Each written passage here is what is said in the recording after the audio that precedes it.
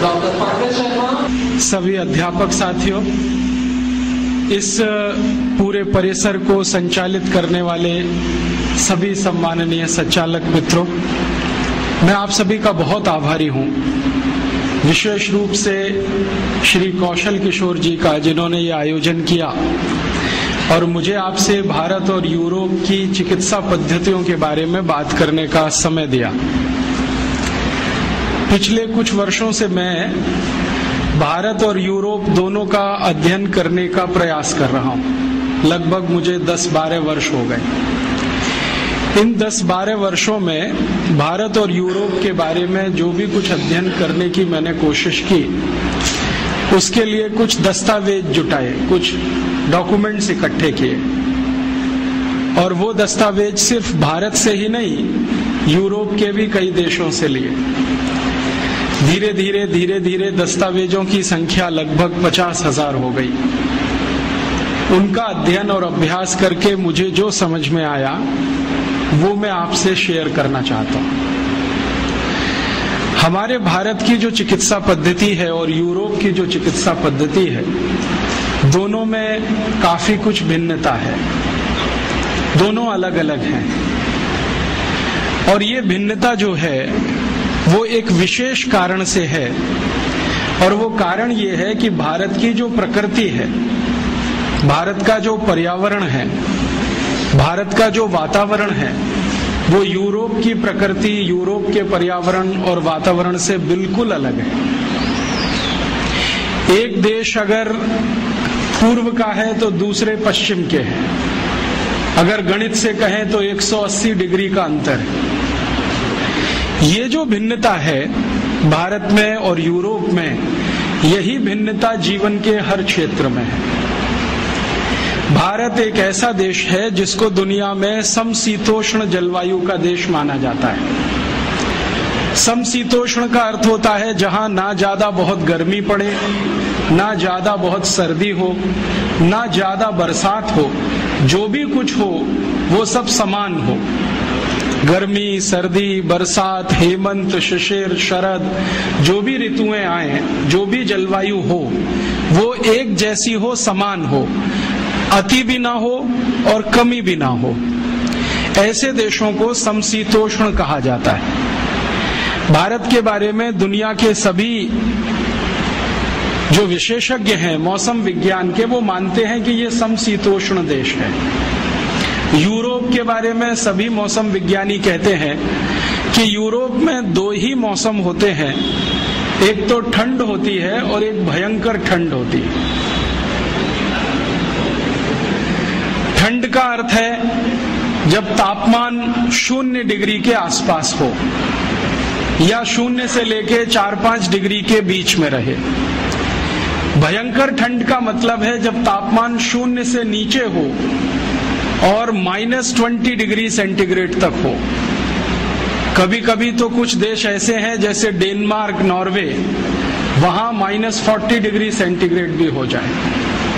अब जरा सोचिए, कोई देश ऐसे जहां पर न्यूनतम तापमान -40 हो जाए और कोई देश ऐसा जहां का अधिकतम तापमान +50 हो जाए, तो दोनों में जमीन आसमान का अंतर होगा। आपका शरीर जो है ना, वो तापमान के हिसाब से अपने आप को बदलता है, या शरीर की कुछ प्रणालियां ऐसी हैं जो शरीर को तापमान के हिसाब से व्यवस्थित करती रहती है। यूरोप के लोग एक ऐसे क्षेत्र में रहते हैं जहां बहुत सर्दी का उन्हें सामना करना पड़ता है, और सर्दी भी ऐसी होती है जिसमें 3-3 महीने लगातार बर्फ गिरती रहे, बर्फ सड़कों पर जमा रहे, खेतों में बर्फ पड़ी रहे, तालाबों में बर्फ ही बर्फ दिखाई दे, छतों पर बर्फ हो, गलियों में बर्फ हो, नालियों में बर्फ हो, हर जगह बर्फ। और वहां की सरकार का 3-4 महीने तक तो मुख्य कार्यक्रम ही ये है बर्फ को सड़कों से हटाना। उसके लिए बड़े बड़े बुलडोजर होते हैं, वो बुलडोजर रात दिन एक ही काम करते हैं। यूरोप में कभी भी आप जाएंगे तो सभी घरों में लगभग 2 दरवाजे होते हैं। एक तो सड़क पर खुलता है और एक छत पर खुलता है। ये सड़क वाला दरवाजा जब बंद हो जाता है तो छत वाला दरवाजा इस्तेमाल किया जाता है। कब बंद होता है? कभी कभी यूरोप में इतनी बर्फ पड़ जाती है कि सड़क पर दरवाजे की कुल ऊंचाई के बराबर बर्फ जम जाती है। गाड़ियां जो होती है ना, कारें, वो बर्फ के नीचे दब जाती हैं। फिर उनको निकालना बड़ा मुश्किल है, और निकल आई तो स्टार्ट होना और भी मुश्किल है। ऐसे हाल उनके हर साल होते हैं। आप थोड़ी कल्पना करो, आप तो जयपुर में रहते हो, कभी कभी जयपुर का तापमान 0 डिग्री के आसपास आ जाता है। जब चुरू का तापमान 0 के आसपास हो तो जयपुर भी लगभग वैसा ही हो जाता है। आप जरा सोचो क्या हाल होता है।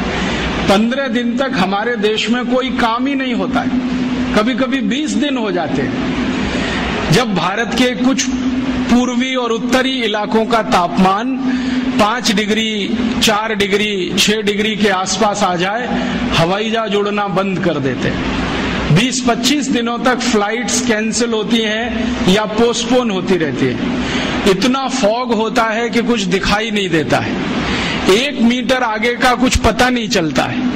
गाड़ियां चलाना मुश्किल हो जाता है, हाईवे पर जाना मुश्किल हो जाता है। सरकार के कार्यालयों में काम करने वाले कर्मचारियों की संख्या आधी से भी कम हो जाती है। स्कूल कॉलेजों की उपस्थिति घट जाती है। घरों में मैंने देखा है कि सब काम ठप पड़ जाते हैं। बस एक कोयले की अंगीठी जलाओ या हीटर जलाओ, उसके चारों तरफ बैठकर तापते रहो और भगवान से प्रार्थना करते रहो कि ये ठंड कब जाए कब जाए। ये तो थोड़े समय के लिए होता है भारत में, मुश्किल से 15-20 दिन, तब हमारा ये हाल हो जाता है। तो जरा यूरोप की कल्पना करो जहां महीनों महीनों यही हाल होता है। ये भिन्नता है हमारे में और यूरोप में, और ये भिन्नता किसी मनुष्य की बनाई हुई नहीं है, प्रकृति की दी हुई है, प्रकृति की पैदा की हुई भिन्नता है। एक और भिन्नता है, हमारे भारत के बारे में सारी दुनिया के मौसम विज्ञानी एक बहुत बड़ी बात करते हैं, जो शायद आप जानते हो तो अच्छा है, नहीं तो हमेशा याद रखें इसको। दुनिया के सभी मौसम विज्ञानी कहते हैं कि पूरी दुनिया में, पूरे विश्व में 16 तरह की जलवायु है, 16 तरह के मौसम है। इनको तकनीकी भाषा में 16 क्लाइमेट जोन्स कहा जाता है। और सारे मौसम विज्ञानी कहते हैं कि दुनिया में 200 देश हैं, इनमें अलग अलग ये 16 तरह की जलवायु है या 16 तरह के मौसम है। लेकिन भारत अनोखा ऐसा देश है जहां सारी की सारी 16 जलवायु एक साथ मिलती है। हाँ, और भारत को छोड़ दुनिया के मौसम विज्ञानी कहते हैं कि मौसम के हिसाब से, पर्यावरण और प्रकृति के हिसाब से दुनिया में कोई विशेष देश है, यूनिक है, तो वो ये भारत देश है। ये क्लाइमेट जोन्स पता है कैसे होते हैं? टेम्परेचर के हिसाब से फिक्स किए जाते हैं। एक टेम्परेचर मान लिया 0 डिग्री से 10 के बीच में, दूसरा मान लिया 10 से 20 के बीच में, तीसरा 20 से 30 के बीच में, चौथा फिर उसके आगे, फिर 0 के नीचे। इस तरह से फिक्स किए गए हैं क्लाइमेट जोन्स। तो सब मौसम विज्ञानी कहते हैं कि भारत में लगभग सभी तरह के क्लाइमेट जोन्स हैं।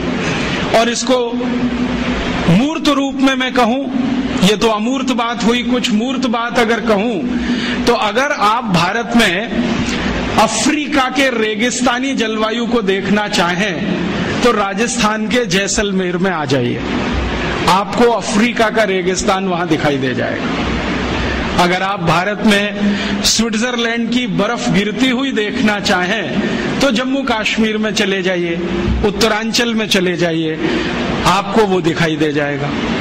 अगर आप इस भारत में धूल भरी आंधियां जो कभी चला करती हैं ब्राजील में, मैक्सिको में, साल के कुछ महीने, वो देखना चाहें तो उत्तर और मध्य भारत के बहुत सारे स्थानों पर दिखाई दे जाएंगे। जो आप भारत में भयंकर बारिश का कोई क्षेत्र देखना चाहें, जैसे अमेज़न के आसपास का है लैटिन अमेरिका में, तो वो भारत में आपको कर्नाटक में मिलेगा, गोवा में मिलेगा, जहां साल में 8 महीने बारिश होती रहती है। और साल के 3 महीने तो ऐसी बारिश होती है कि पानी रुकता ही नहीं है। कर्नाटक में एक इलाका है जिसको कुर्ग कहते हैं, वहां 3 महीने बारिश ऐसी होती है कि रुकेगी नहीं, हल्की हो जाएगी तेज हो जाएगी, हल्की हो जाएगी तेज हो जाएगी। ऐसा ही वातावरण ब्राजील में है, मैक्सिको में है, अमेज़न नदी के आसपास के जो जंगल है ना, जिनको रेन फॉरेस्ट कहा जाता है दुनिया में, वो अगर भारत में देखना हो तो गोवा है, कुर्ग है कर्नाटक का, थोड़ा बहुत इलाका हो तो चेरापूंजी चले जाओ, बंगाल आसाम के आसपास आ जाओ। और अगर भयंकर सूखे वाला देखना हो, जहां साल में 2 इंच भी बारिश ना हो, तो वो देखना हो तो गुजरात चले जाओ। कच्छ नाम का एक जिला है जहां मुश्किल से 2 इंच बारिश होती है। वैसे तो राजस्थान में भी कुछ जिले हैं, लेकिन इस बार उन्होंने रिकॉर्ड तोड़ दिए, 100 साल पुराने। मैं कहना यह चाहता हूं कि कोई भी मौसम आपको देखना है तो भारत में उपलब्ध है। मैं पिछले 7-8 वर्षों से राजस्थान आता हूं। थोड़ा माइक्रो लेवल पे मैंने देखा तो भारत के सारे मौसम राजस्थान में भी उपलब्ध है। भयंकर ठंड, चुरू जिंदाबाद। भयंकर गर्मी, उसके लिए भी चुरू जिंदाबाद, +50 चला जाएगा। बहुत बारिश देखनी हो तो कोटा और आसपास देख लो, बिल्कुल सूखा देखना हो तो जैसलमेर और बीकानेर की तरफ चले जाओ। माने भारत तो दुनिया में और भारत में राजस्थान। ये है कुछ हमारे देश के बारे में अलग बात जो यूरोप में नहीं है। यूरोप में कोई 2 देश ऐसे नहीं है जहां पर एक साथ आपको सभी मौसम दिखाई दें।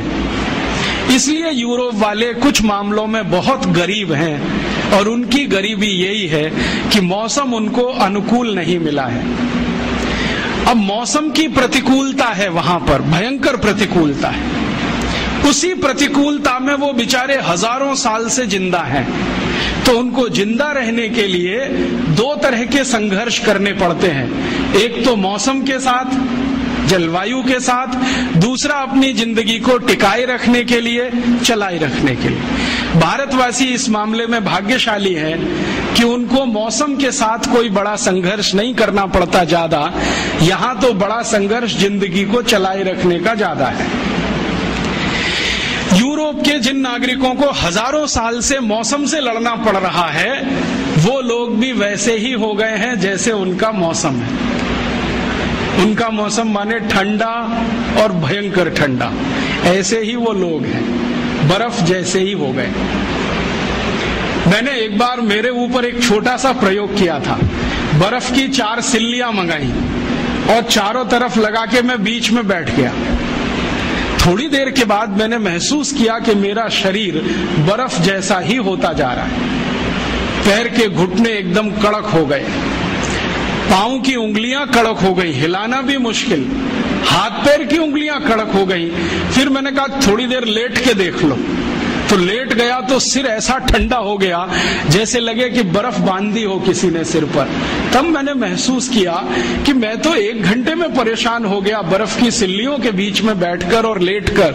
बेचारे यूरोप वालों का सोचो, जो हजारों साल से बर्फ चारों तरफ है और उसी में बैठ रहे हैं, लेट रहे हैं, और वही उनकी जिंदगी है। थोड़ा आगे बढ़े। भारत की और यूरोप की भिन्नताओं में से एक भिन्नता और है कि यूरोप में चूंकि बर्फ बहुत है, ठंडी बहुत है, इसलिए सूर्य का प्रकाश बहुत अधिक नहीं है वहां पर। भारत एक ऐसा देश है जिसको भगवान ने ऐसा कोई वरदान दे रखा है जहां हर दिन सूर्य का प्रकाश होता है। इस देश में साल में मुश्किल से 2 या 3 दिन ऐसे जाते हैं जब सूर्य ना दिखाई दे, लेकिन सूर्य की तपन बराबर रहती है, आंच बराबर महसूस होती है। सूर्य नहीं दिखे तो बात अलग है, उसकी गर्मी का एहसास हम बराबर कर सकते हैं। यूरोप में ऐसा नहीं होता। यूरोप में कई कई महीने ऐसे होते हैं जब सूर्य ही दिखाई नहीं देता। और जिस दिन उनको सूर्य दिख गया उस दिन वो पागल हो जाते हैं सबके सब। हाँ, और वही दिन उनका संडे हो जाता है, सूर्य का दिन, और उस दिन वो एक दूसरे को गुड मॉर्निंग कहने लगते हैं, क्योंकि आज की सुबह बहुत अच्छी है, क्योंकि सूर्य दिख गया। भारत में every morning is good morning, हजारों साल से है, अगले हजारों साल रहने वाला है। तो यहाँ सूर्य का प्रकाश भरपूर है, यूरोप में बहुत ही कम है। अगर आप ग्रीनलैंड की तरफ चले जाएं तो वहां तो ऐसी बुरी हाल है, 8 महीने 9 महीने सूर्य लगातार दिखने को मिलेगा ही नहीं, इतना बुरा हाल है उस इलाके का। अब आप जरा थोड़ा गंभीरता से सरल बातें समझने की कोशिश करो। जिस देश में सूर्य का प्रकाश भरपूर होगा वहां पर पेड़ पौधों की प्रजातियां बहुत होंगी, और जिस देश में सूर्य का प्रकाश ही नहीं होगा वहां जमीन में से कुछ घास का तिनका भी पैदा नहीं होगा।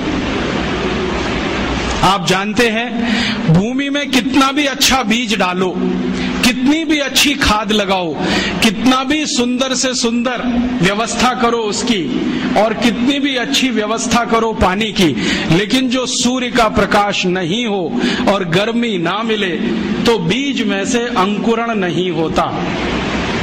यूरोप की कल्पना करो, जहां खेतों में महीनों महीनों बर्फ जमी रहे वहां तो घास का तिनका भी नहीं उग सकता।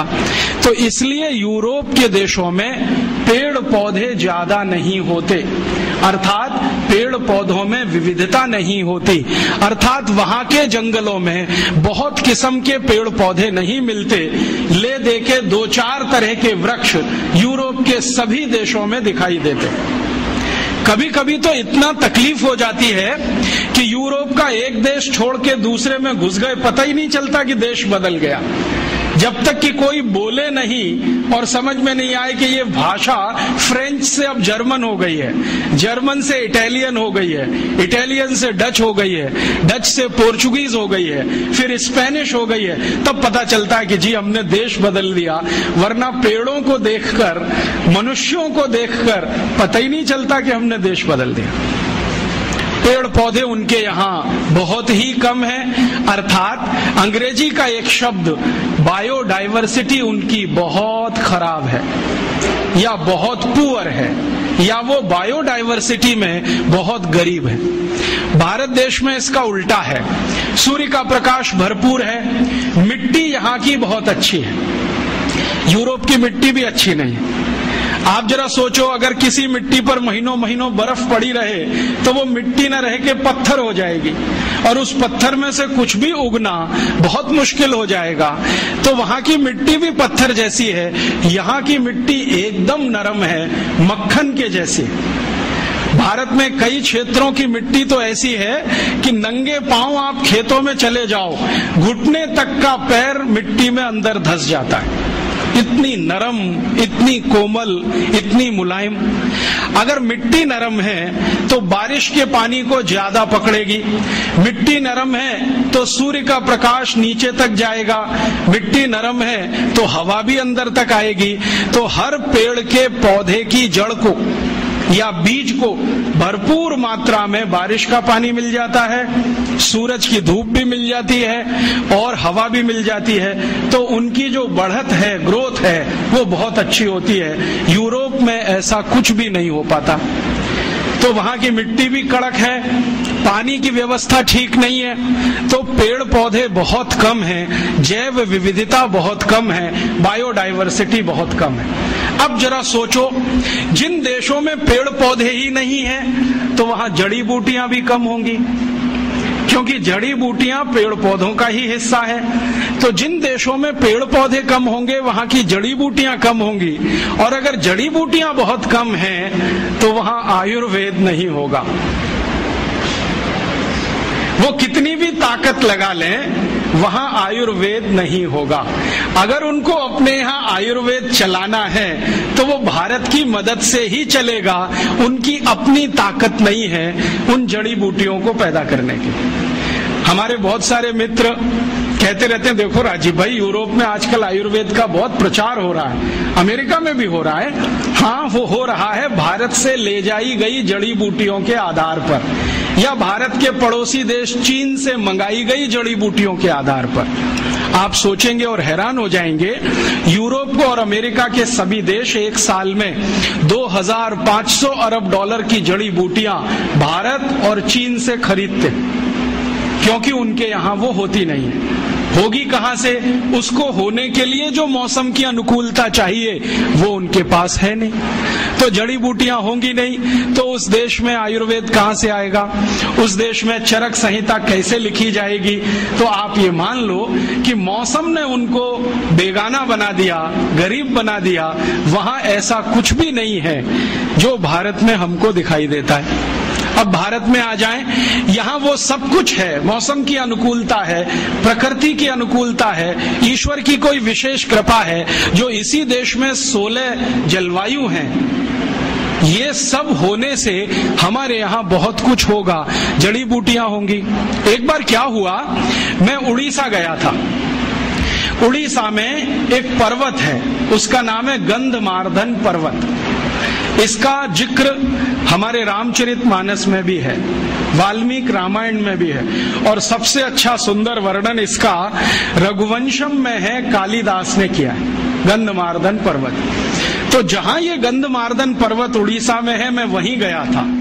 जिस गांव में है उसी गांव में गया, और वहां मेरी एक सभा हुई थी। मैंने उस गांव के सरपंच को पूछा कि भाई, ये गंधमार्दन पर्वत बड़ा मशहूर है, भारत के शास्त्रों में इसका बहुत वर्णन है, जरा बताओ इसकी विशेषता क्या है? तो उसने कहा कि साहब, इसकी एक विशेषता ये है कि इस एक पर्वत पर 16,000 जड़ी बूटियां हैं। मैंने कहा नाम मालूम है? उसने कहा 16,000 के तो नहीं मालूम है, 500-600 के तो बता सकता।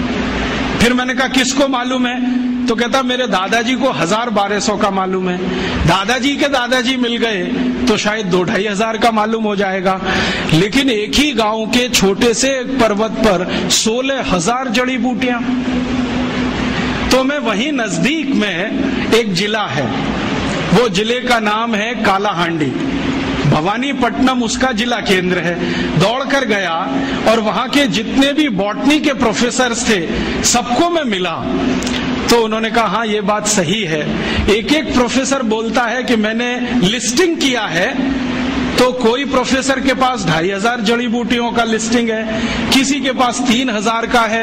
एक प्रोफेसर ने कहा मैं 40 साल से काम करता हूं, उनके पास कुछ 7,000-7,500 जड़ी बूटियों की लिस्ट है। क्या क्या गंधमार्दन पर मिलता है, और उनकी इच्छा है कि मैं सबका लिस्टिंग करूं 16,000 का।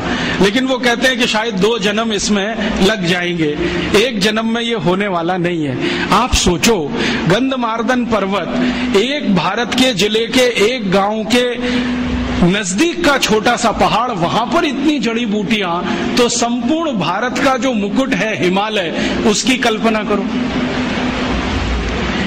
भारत के बहुत सारे पादप विशेषज्ञ, पौधों के विशेषज्ञों से मैं मिला हूं, तो उनका कहना है कि राजीव भाई, कम से कम 84-85 हजार जड़ी बूटियां तो हिमालय में मिल ही जाएंगी। मैंने पूछा अधिक से अधिक कितनी बताओ? तो उनका वो अभी कैलकुलेशन संभव नहीं है, हमारी इमेजिनेशन काम नहीं करती, कल्पना शक्ति काम नहीं करती। एक बार मैंने सोचा कि संपूर्ण भारत देश के 10 करोड़ विद्यार्थियों को एक बड़े प्रोजेक्ट पे लगा दिया जाए कि तुम्हारे गांव और आसपास में जितनी जड़ी बूटियां हैं उनकी लिस्ट बनाओ, तो शायद 2-4 साल में पूरी लिस्ट बनकर आ जाए। लेकिन 10 करोड़ विद्यार्थी इसमें लगे तो ऐसे ही नहीं आएगी। कितना बड़ा काम है जो अभी तक करने के लिए बाकी पड़ा है, और हमें इसका अंदाजा नहीं है। शायद इसलिए नहीं कि भगवान ने भरपूर दे दिया है, तो हमें स्केयरसिटी का अंदाजा नहीं है। ये जो यूरोप और अमेरिका वाले हैं जिनको कुछ मिला नहीं है, वो तड़पते हैं, फड़फड़ाते हैं, और वो रोज भारत सरकार पर आकर ऐसे दबाव डालते हैं कि भारत के कानूनों में संशोधन कर दो और हम ये हिमालय की सब जड़ी बूटी खोद कर ले जाएं, भारत के पहाड़ों से जितना मिले वो ले जाएं, ऐसी व्यवस्था कर दो।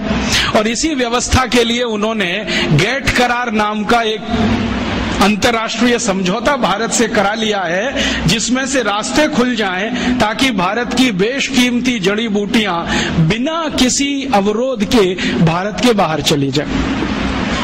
वो तड़पते हैं और इतने सारे रिसर्चर्स वहां से आते हैं यूरोप और अमेरिका से, वो एक ही बात के लिए यहाँ काम करते हैं, किस इलाके में क्या क्या जड़ी बूटियां हैं, कौन कौन से क्षेत्र में क्या क्या मिलता है। अब उन्होंने एक नया रास्ता निकाला है। भारत सरकार कुछ ऐसे मूर्खता के काम करती है, उनमें से एक काम है फॉरेन फंड से एनजीओज चलाना। विदेशी पैसा लिया और एक ट्रस्ट बना लिया, एक संस्था बना ली, एक एनजीओ बना लिया। तो ये जो विदेश में बैठे हुए लोग हैं ना, वो उन एनजीओज को थोड़ा डोनेशन देते हैं और कहते हैं बताओ तुम्हारे इलाके में क्या क्या है। ये मूर्ख लोग यहाँ थोड़े पैसे के लालच में सूची की सूचियां बनाते हैं और यूरोप और अमेरिका को भेजते जाते हैं कि यहाँ ये है, यहाँ ये है, यहाँ ये है, और उनको ये धीरे धीरे पता चल रहा है और धीरे धीरे वो भारत सरकार की बाहों उमेट रहे हैं। चीन इस मामले में थोड़ा होशियार है। चीन की सरकार अपनी जड़ी बूटियों के क्षेत्र में विदेशियों को प्रवेश नहीं करने देते। वो कहते हैं जो रिसर्च करेंगे वो हम करेंगे, परिणाम भी हम पहले जानेंगे, जरूरत पड़ेगी तो तुम्हें बताएंगे, नहीं तो जरूरी नहीं है कि तुम्हें सभी परिणाम बताएं। वो थोड़े होशियार हैं। हमारे देश के नेता उनसे थोड़े ज्यादा मूर्ख हैं। किसी भी विदेशी को बुलाएंगे, आओ दरवाजा खुला है, जो तुम्हें चाहिए सब लूट के ले जाओ। जैसे वो जहांगीर था ना 400 साल पहले, ईस्ट इंडिया कंपनी को दरवाजा खोल के बुला लिया, वही जहांगीरों के मानस पुत्र आज भी इस देश में है। आ जाओ, किसी का भी स्वागत है। भारत एक धर्मशाला है, सराय जैसा है। हमने ग्लोबलाइजेशन कर दिया, लिबरलाइजेशन कर दिया, जो तुम्हें चाहिए सब ले जाओ। अब मुश्किल क्या हो रही है कि जब बहुत रेयर माने बेशकीमती जड़ी बूटियों पे कहीं काम होता है तो पता चले वो भारत में नहीं है, कनाडा में है। पता चले भारत में नहीं है, जर्मनी में है। पता हुआ भारत में नहीं है, अमेरिका में है। और उनके जर्नल्स जब आते हैं तो वो पता करते हैं, हमको जानकारी देते हैं कि हमने तो इस पर पेटेंट ले लिया, और हम यहाँ ठगे से बैठे हुए रह जाते हैं। अमेरिका ने हल्दी पर पेटेंट करा लिए, नीम पर पेटेंट करा लिए, काली मिर्च पर पेटेंट करा लिए, जीरे पर करा लिए, अजवाइन पर करा लिए, और तो और इडली बनाने के प्रोसेस पर पेटेंट हो गए, सांभर बनाने के प्रोसेस पेटेंट हो गए। हम यहाँ ठगे ठगे से देख रहे हैं। अखबारों में खबर आती है तो पता चलता है। इससे सिद्ध क्या होता है, भगवान का दिया हुआ हमारे पास सब कुछ है, लेकिन हमने उसको ध्यान देना बंद कर दिया, बेदरकारी किया। उनके पास कुछ नहीं है तो वो एक एक छोटी छोटी बात के लिए तरसते हैं। अब ये जो भिन्नता है भारत और यूरोप में, चूंकि सूर्य वहां कम है और यहाँ बहुत ज्यादा है। आप जानते हैं दुनिया में पूरे ब्रह्मांड का केंद्र ही सूर्य है। अगर सूर्य मेहरबान है तो सब कुछ आपके लिए है, और जो सूर्य की मेहरबानी नहीं है तो आपके लिए कुछ भी नहीं है। तो इस देश में बहुत कुछ ऐसा, तो शायद ऐसे कारण से ही इस देश में आयुर्वेद जन्म लिया होगा। और आयुर्वेद ने जन्म लिया होगा तो ये उतना ही पुराना होगा जितना पुराना भारत है। कुछ विदेशी इतिहासकार ऐसा बोलते हैं कि आयुर्वेद 2500 साल पुराना।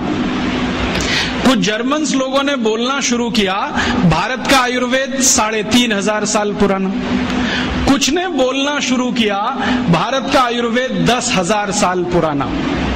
कोई बोलता है 10,000 साल, कोई कहता है 3500 साल, कोई कहता है 2500 साल। वो अपनी अपनी बुद्धि के हिसाब से कहते हैं। लेकिन मेरा कहना है कि अगर ये 10,000 साल का किस्सा है, 2-5 हजार साल का किस्सा है, तो वो हनुमान जी गए थे लक्ष्मण को संजीवनी बूटी लाने के लिए, वो किस्सा तो,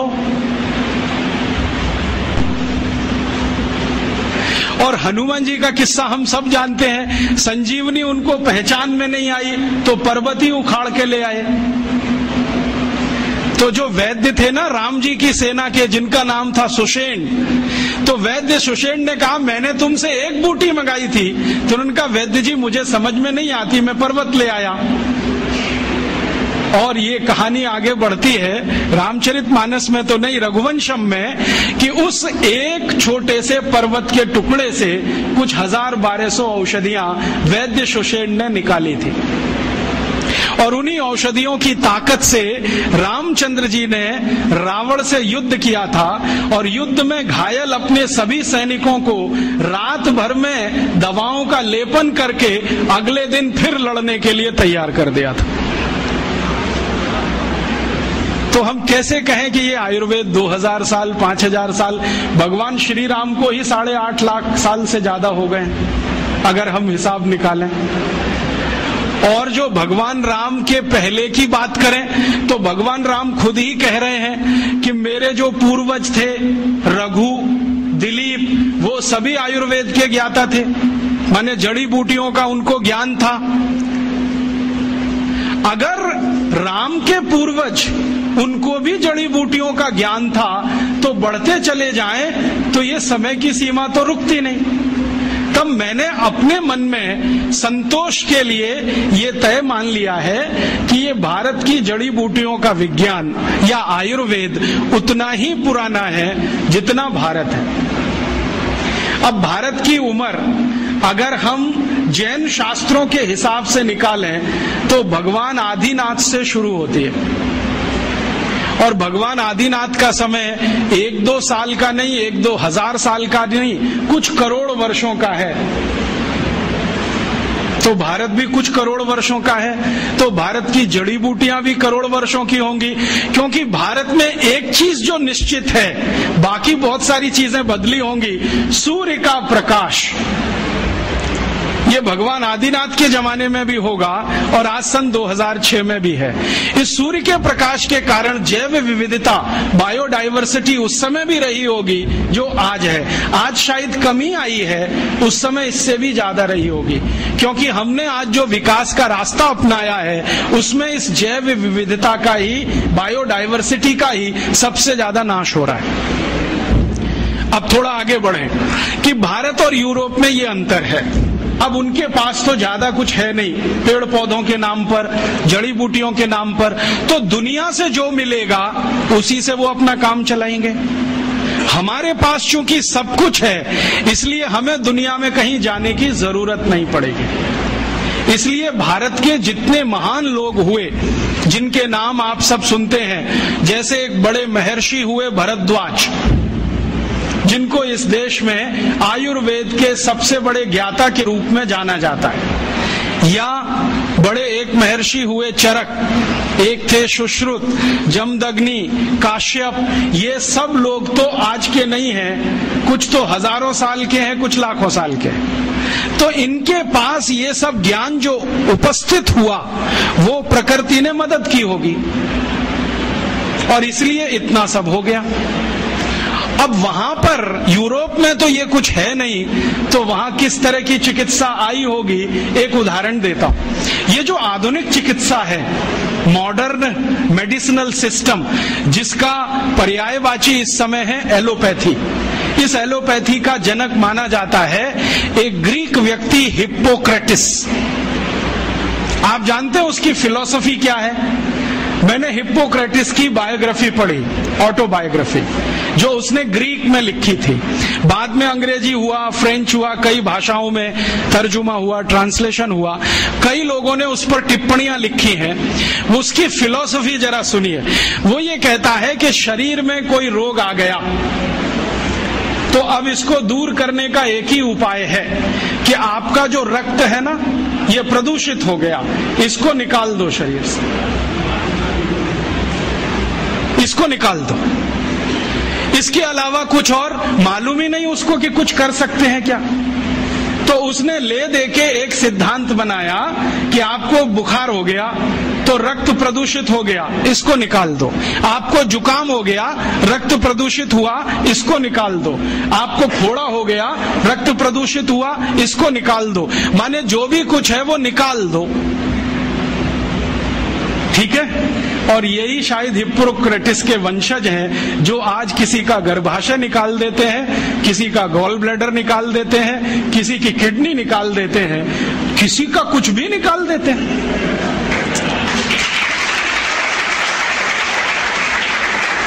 और निकालने के पहले हमको कन्विंस करते हैं, देखो ये तो बेकार है, इसमें अब रखा क्या है। अगर गर्भाशय बेकारी होता तो भगवान ने क्यों दिया? गॉल ब्लैडर बेकारी होता तो ईश्वर ने क्यों दे दिया? किडनी बेकारी है तो ये क्यों है हमारे शरीर में? अगर सब कुछ ही बेकार है तो ये शरीर को ही काट काट के फेंक दो, इसको रखने की क्या जरूरत है? ये सब हिप्पोक्रेटिस के पुत्र हैं, उसी को अपना वंशज मानते हैं। हिप्पोक्रेटिस क्या कहता था? कुछ बीमारी हुई रक्त निकालो। वो तो बेचारा रक्त तक सीमित था, इन्होंने इतना विकास कर लिया है कि अब कुछ भी निकाल दो। मैं आपको एक सच्ची कहानी सुनाता हूं, ये हमेशा आप याद रखना। ये जो हिप्पोक्रेटिस ने विज्ञान बनाया, जिसको मॉडर्न एलोपैथिक सिस्टम कहते हैं, इस विज्ञान के शिकार दुनिया भर के लोग हुए, दुनिया भर के लोग। मैं आपको एक नाम सुनाता हूं जो जल्दी आपके समझ में आ जाए। अमेरिका के पहले राष्ट्रपति जॉर्ज वॉशिंगटन, मालूम है? ये बेचारे बड़े सीधे साधे व्यक्ति थे, बड़े मेहनती थे। इन्होंने अमेरिका को इंग्लैंड की गुलामी से आजाद कराने में बहुत काम किया, बहुत काम किया। और अमेरिका की प्रजा ने उनके काम को देखते हुए उनको पहला राष्ट्रपति बनाया। अमेरिका की आजादी आई लगभग 1779 के आसपास और पहले राष्ट्रपति बने जॉर्ज वॉशिंगटन। आपको मालूम है जॉर्ज वॉशिंगटन की मृत्यु कैसे हुई? हिप्पोक्रेटिस सिद्धांत अपना के। क्या हुआ, वो जब राष्ट्रपति हो गए ना तो एक बार उनको बुखार आ गया, कुछ वायरल इन्फेक्शन हुआ होगा। तो वो तो हिप्पोक्रेटिस के पक्के चेले थे, उन्होंने कहा अरे मेरे गुरु ने कहा है कि रक्त प्रदूषित हो गया। तो अब बुलाया उन्होंने एक डॉक्टर को, कहा कि मेरे शरीर से दूषित रक्त निकालो। तो वो एक आया डॉक्टर और उनकी दोनों नसें काट गया, दोनों हाथ की नसें काट दी, लेफ्ट और राइट ये वाली। अब नसें कट गई तो खून भल भल भल भल निकलना शुरू, रात भर निकलता रहा। सवेरे वो डॉक्टर जब आया देखने के लिए तो जॉर्ज वॉशिंगटन मरे हुए मिले। ये कहानी है हिप्पोक्रेटिस सिद्धांत की। जॉर्ज वॉशिंगटन मर गए इस हिप्पोक्रेटिस के चक्कर में कि खून तुम्हारा खराब हुआ है, काट के निकाल दो। अब इनको पता तो है नहीं कि खून बनाना कैसा, काट के निकालना आता है। और ये तो मैंने एक कहानी सुनाई आपको, जॉर्ज वॉशिंगटन जैसे हजारों राजा यूरोप में, ग्रीस में इसी सिद्धांत के शिकार हुए। एक राजा था, बहुत पुरानी कहानी बताता हूं, 4वीं शताब्दी की, क्लॉडियस रोम का, वो भी इसी चक्कर में मरा। उसको भी कुछ बुखार आया और उसके डॉक्टर ने आके नस काट दी उसकी, पैर की भी हाथ की भी, कि खून निकल जाने दो सारा, ये खून निकल गया तो अच्छा हो जाएगा। क्लॉडियस मर गया। डेमोस्थनीज एक बड़ा राजा, वो मर गया। एशुनियस मर गया। ऐसे एक नहीं 1,500-2 हजार से ज्यादा राजा इसी चक्कर में मर गए। ये है मॉडर्न एलोपैथिक सिस्टम। इसने सारी दुनिया को ये सिखाया है कि देखो साइंटिफिक यही है, जो भी है निकालो निकालो, खून है तो निकालो, किडनी है तो निकालो, गॉल ब्लैडर है तो निकालो, ऐसा ये सिस्टम है। अब भारत में क्या है? भारत में तो ये चलने वाला नहीं है और चलाने की जरूरत नहीं है, क्योंकि हमको अगर ये पता है कि बुखार आ गया तो बुखार आने का कारण हमें मालूम है, और अगर कारण मालूम है तो औषधि जिंदाबाद है। एक नहीं 84,000 औषधि है, कोई ना कोई काम करेगी उस पर। तो भारत में जब बुखार आता रहा तो औषधियां दी जाती रही, जड़ी बूटियां दी जाती रही और हम ठीक होते रहे। इसलिए हमको कभी काट पीट के रक्त निकालने की जरूरत नहीं पड़ी। हमने रक्त निकाला युद्ध के मैदानों में, ये नहीं कि ब्लेड काट के अपने ही शरीर से। और हमारे यहाँ किस तरह का सिस्टम रहा होगा। अभी तो आप पहले तो ये मानते थे, मेरे जैसे लोग जो आधुनिक शिक्षा में से पढ़कर निकले हैं, कि ये जो रामचरितमानस है या राम की कथा है ये सब कल्पना है।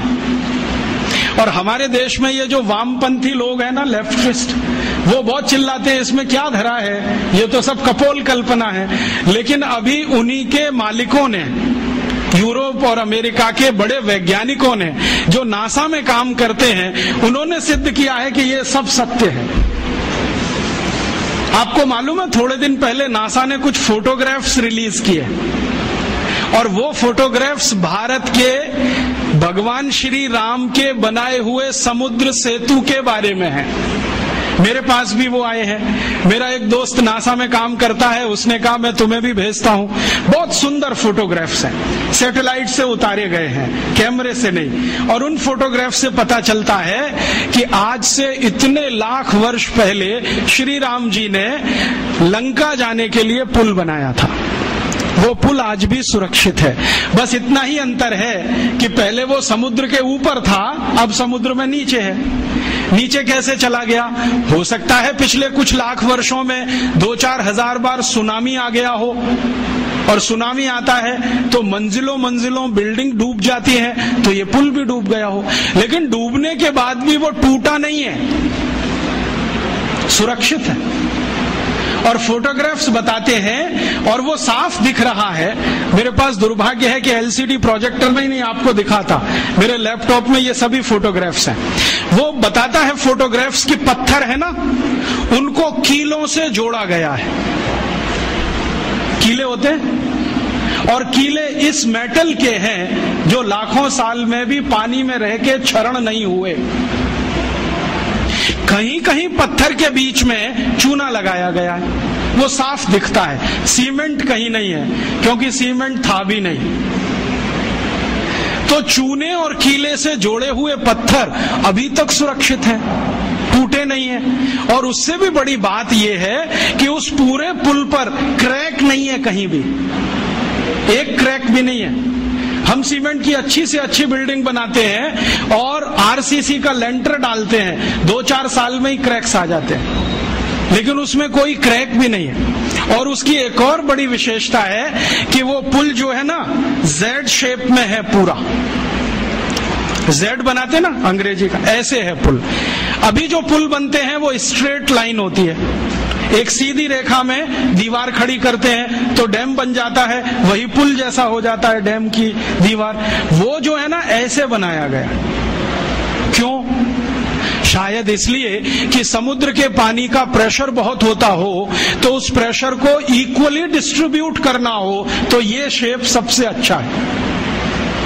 क्योंकि इसमें कई दीवार आ जाएंगी, हर दीवार पर प्रेशर डिस्ट्रीब्यूट हो जाएगा, तो उसकी लाइफ बढ़ जाएगी। इतनी अकल हिंदुस्तान के लोगों को आज से 8-8.5 लाख साल पहले थी। और जानते हैं इस पुल का डिजाइनर कौन? नल और नील, माने the great great construction engineer Nal और नील, दोनों ने बना दिया पुल। और अब नासा कहता है कि दुनिया को पुल बनाने की टेक्नोलॉजी शायद भारत से ही गई होगी, क्योंकि इसके पहले दुनिया में कोई पुल बना था, उसका कोई रिकॉर्ड नहीं मिलता। तो अब उस पुल पर से जाकर राम की सेना वापस आई। नल और नील और राम का एक संवाद है रघुवंशम में। नल नील कह रहे हैं कि हम पुल बना देंगे, आप परेशान मत होइए, पत्थर की मदद से बना देंगे। राम पूछ रहे हैं ये समुद्र के पानी में पत्थर तैरेंगे कैसे? उन्होंने कहा वो आपकी चिंता नहीं, हमारी है, क्योंकि हाइड्रोलिक्स हम समझते हैं, आप नहीं समझते। हाँ, वो ऐसे ही बोलते हैं। तो रघुवंशम में तो वो बराबर बात करते हैं। रामचरितमानस में तो सभी पात्र जो है ना, राम को भगवान मानते हैं, इसलिए बात ही नहीं करते। वाल्मीकि रामायण में, कंब रामायण में, रघुवंशम में सभी पात्र बराबर बात कर रहे हैं, क्योंकि वो सहयोगी है। तो वो राम को समझा रहे हैं कि इसकी चिंता आप मत करो, हम कर देंगे। राम पूछ रहे हैं तुम्हारे पास तकनीकी क्या है? तो उन्होंने कहा हम पहले नाव डुबोएंगे, पत्थर ले लेके नावों को डुबोएंगे, डूबते डूबते वो ऊपर तक आएगी, तब कंस्ट्रक्शन शुरू करेंगे। कितना दिन लगेगा? उन्होंने कहा जो लगे सो लगे, लेकिन पुल बना देंगे। तो राम जी पूछ रहे हैं कि ये पुल बनेगा तो जाएंगे तो सही, लौट के आएंगे कि नहीं? तो उन्होंने कहा आपको मैं एक गारंटी दे सकता हूं कि अपनी सेना जो जाएगी वो तो लौट के आएगी, जो रावण की सेना इस पुल पर आई तो ये डूब जाएगा। कैसे डूब जाएगा? तो वो कह रहे हैं कि हमने इसका जो हिसाब निकाला है ना पूरा, आपकी सेना में तो सब बानर हैं, हाँ, और बानर जब चलते हैं ना तो मिनिमम प्रेशर डालते हैं जमीन पर।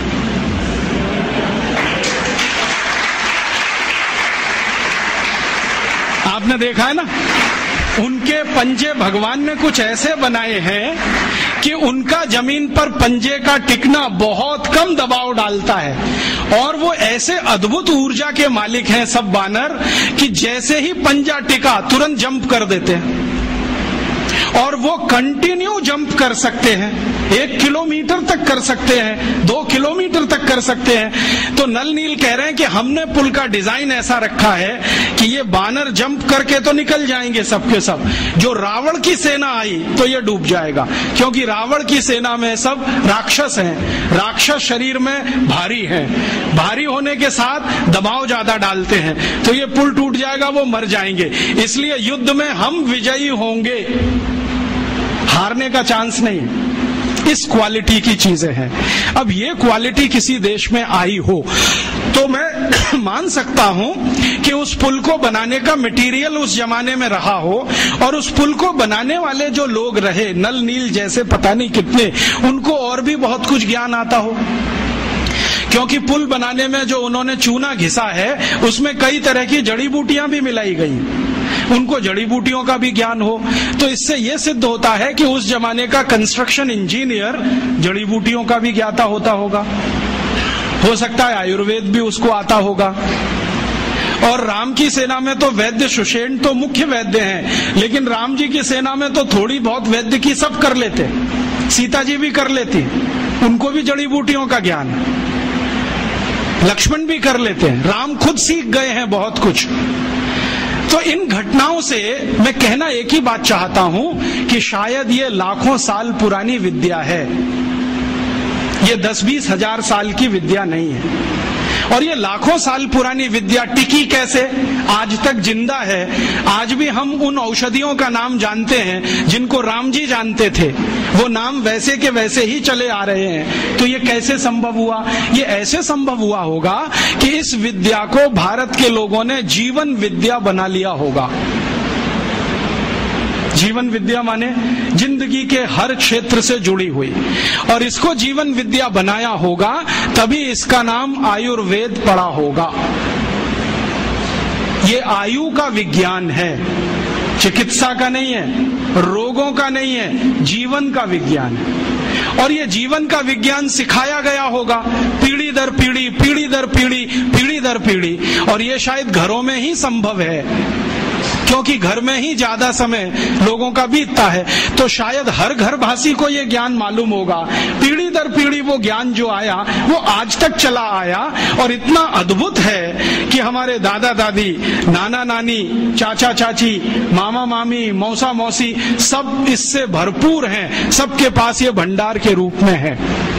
फिर एक प्रश्न उठता है, बहुत लोग मुझे कहते हैं कि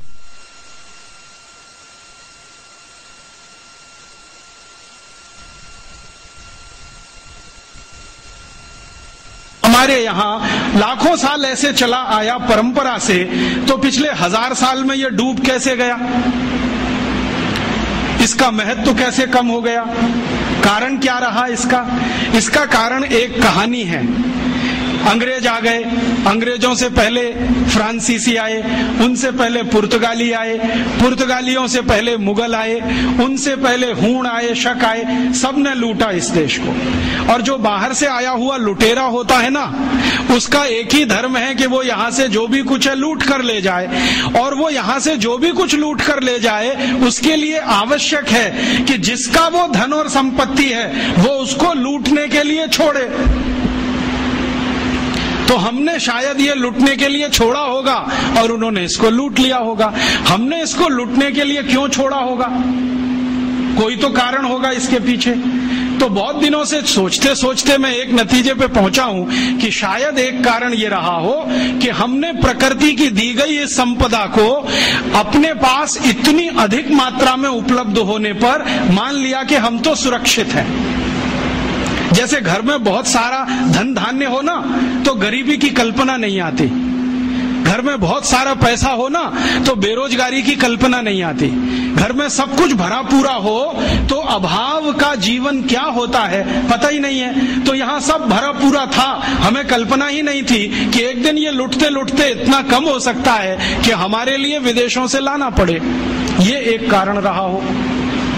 ये कारण तो नहीं मैं मानता हूं कि हम कमजोर थे और विदेशी हमसे मजबूत थे इसलिए हमको वो परास्त कर गए युद्ध में और हम लुट गए। अगर हम कमजोर ही थे तो पृथ्वीराज चौहान कहां से आ गए, महाराणा प्रताप कहां से आ गए, शिवाजी महाराज कहां से आ गए, झांसी की रानी लक्ष्मीबाई कहां से आ गई। और पृथ्वीराज चौहान और राणा प्रताप में कोई तो यूनिक डीएनए रहा होगा, ऐसा तो नहीं है। कोई राजा अपने दुश्मन को बार बार हराए और हराने के बाद हर बार उसे माफ कर दे तो वो तो वीर नहीं महावीर होता है। ये जेनेटिक मटेरियल तो भारत में ही दिखाई देता है, दुनिया में कहीं नहीं है। मैंने दुनिया के बहुत सारे राजाओं का इतिहास पढ़ा है, उन्होंने दुश्मन को हराया तो जान से मार डाला, छोड़ा नहीं उसको। हमारे यहाँ दुश्मनों को परास्त करते रहे और हर बार माफ करते रहे। गलती से एक बार दुश्मन ने परास्त कर दिया तो माफ नहीं किया क्योंकि उसके पास वो डीएनए नहीं था। माफ करने के लिए जो जिगर चाहिए ना, उसके लिए कुछ खास तरह का बॉडी कंस्ट्रक्शन होता है, कुछ खास तरह के एंजाइम्स होते होंगे, कुछ खास तरह के हार्मोन्स होते होंगे।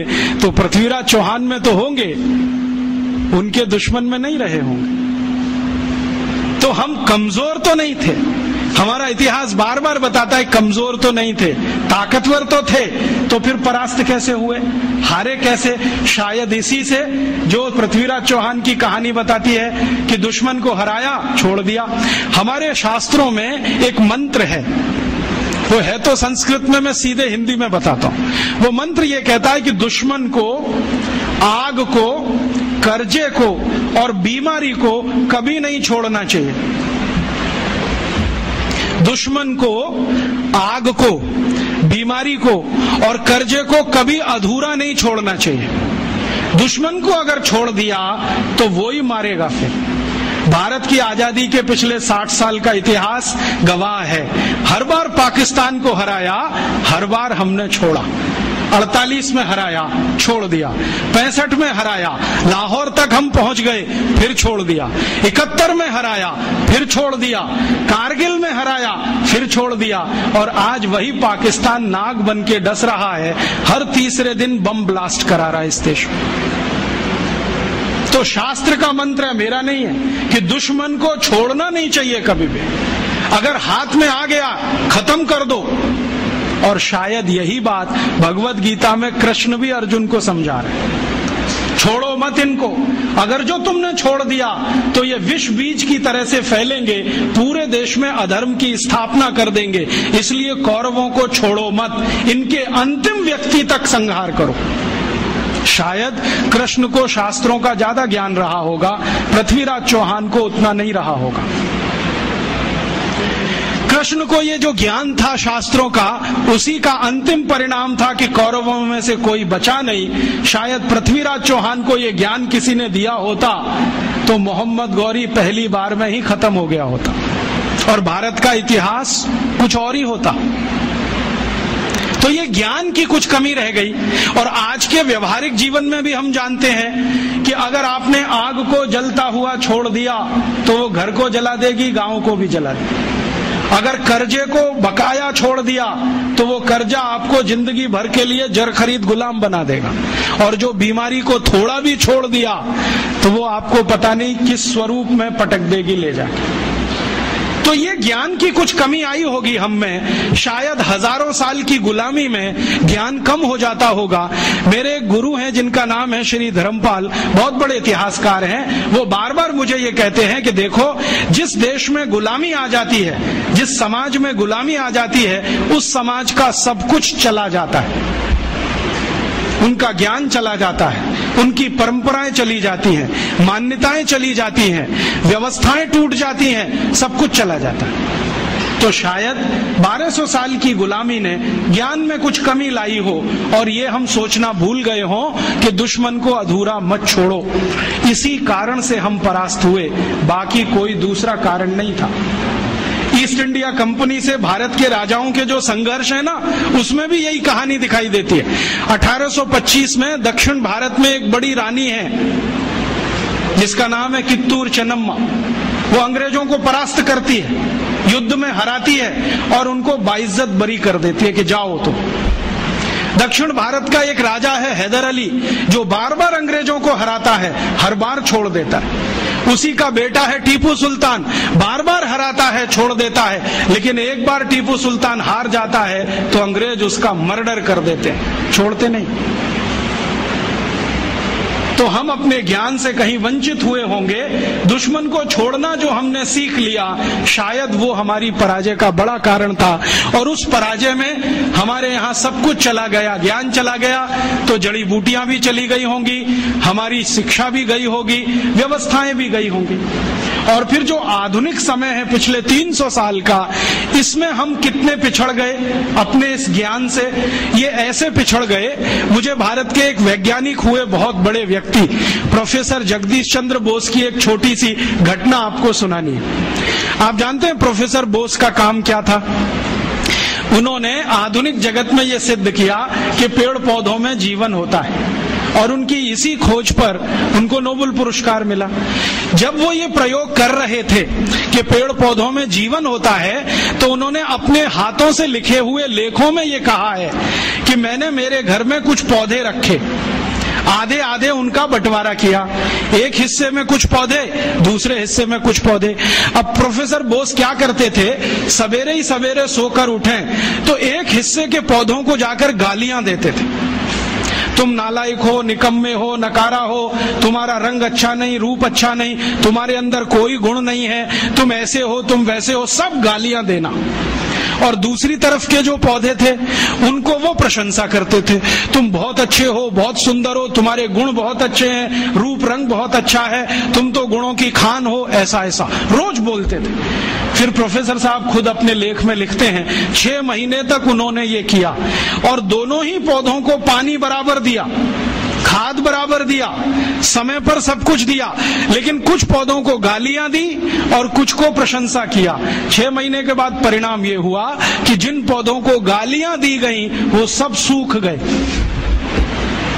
सब सूख गए, एक भी हरा नहीं बचा। और जिनकी प्रशंसा की वो 2 गुने से ज्यादा बड़े हो गए। तो प्रोफेसर साहब लिखते हैं कि ये पौधे भी गालियां और प्रशंसा को समझते हैं। अब इसको मैं समझाता हूं आज के हिसाब से। भारत को 300 साल अंग्रेजों ने गालियां दिया, तुम नालायक हो, निकम्मे हो, नकारा हो, तुम्हारी सभ्यता खराब है, संस्कृति खराब है, तुमको तो कपड़े पहनना भी नहीं आता, तुमको तो खाना खाना नहीं आता, तुमको सभ्यता का कोई रंच मात्र भी अंदाजा नहीं है, सभ्यता होती क्या है, विज्ञान नहीं जानते, टेक्नोलॉजी नहीं जानते, हम तुमको जो सिखा रहे हैं वही सही है। ये हम सुनते रहे सालों साल। भाई साहब, जब 6 महीने में पौधे सूख गए तो 300 साल में ये भारत भी सूख गया। और इस सूखे हुए भारत ने अपने आत्मसम्मान और स्वाभिमान को इतना गिरा दिया कि हम मानने लगे कि जो कुछ हमारा है वो सब बेकार है, दकियानूसी है, इसमें कोई तथ्य नहीं है, कोई विज्ञान सम्मत कुछ नहीं है, और जो यूरोप से आ रहा है वही अच्छा है, वही ताकतवर है।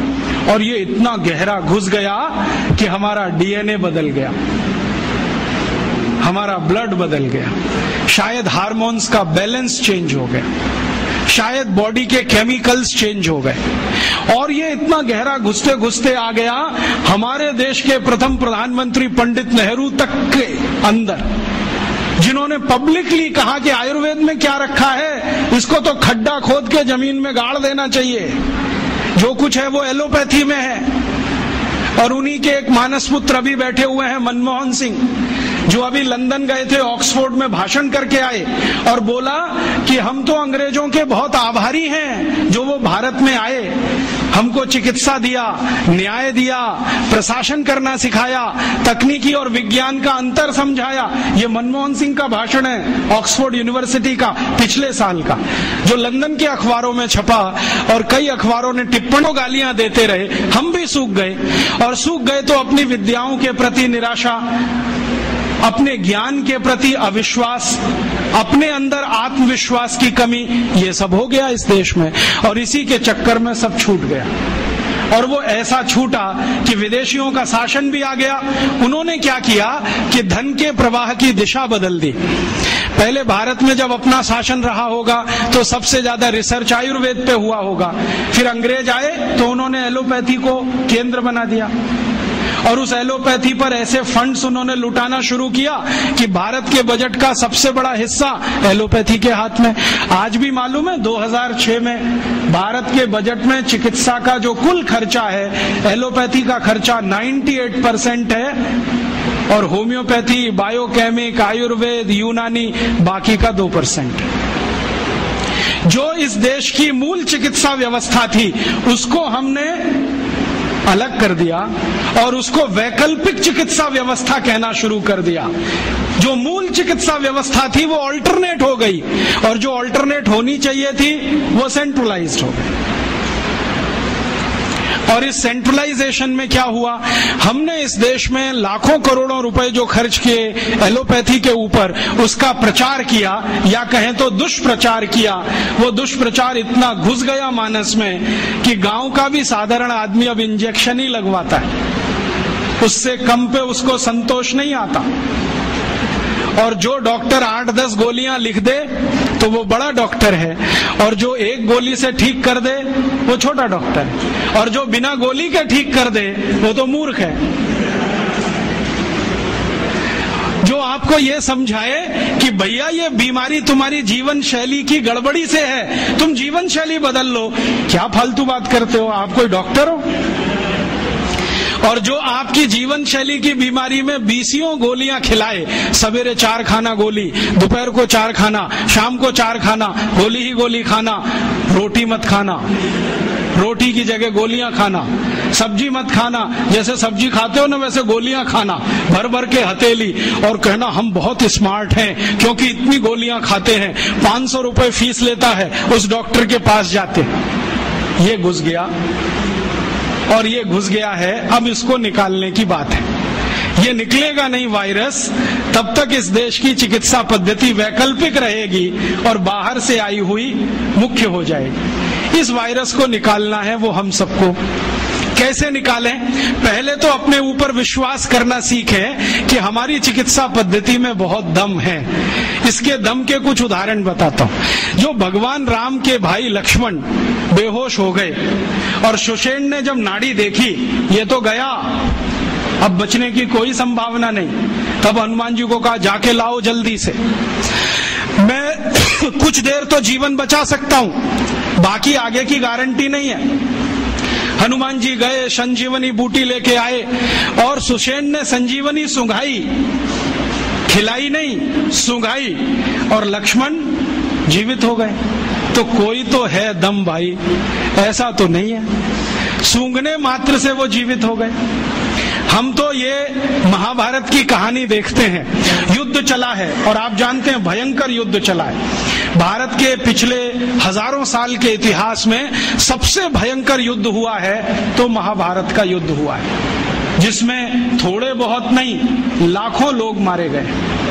लेकिन उस युद्ध में बार बार हमें ये पता चलता है कि सवेरे से शाम तक युद्ध होता है, रात को सभी पालों के वैद्य अपने अपने घायल सैनिकों के घावों पर मरहम लगा रहे हैं, लेपन कर रहे हैं, और अगले दिन वो फिर युद्ध के लिए तैयार हो रहे हैं। ऐसी कौन सी चिकित्सा पद्धति दुनिया में है जो 12 घंटे में आदमी को लड़ने के लिए तैयार कर दे? और महाभारत की ऐसी एक नहीं सैकड़ों कहानियां, उसमें से तो एक कहानी मैं बताता हूं। कौरवों की कहानी जानते हो? 100 थे, एक माता के 100 पुत्र कैसे हो गए?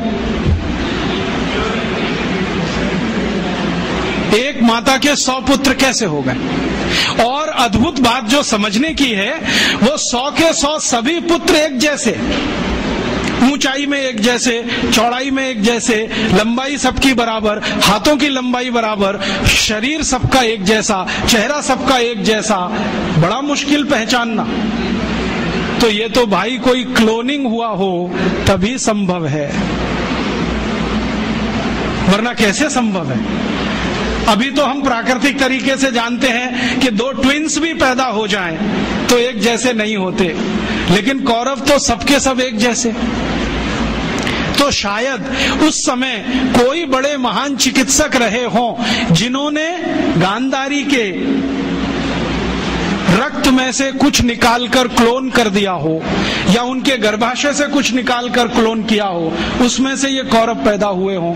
तो ये क्लोनिंग की टेक्नोलॉजी तो 5000 साल पहले इस देश में थी।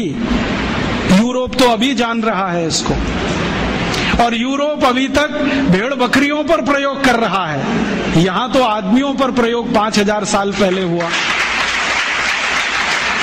तो कोई तो दम होगा इसमें।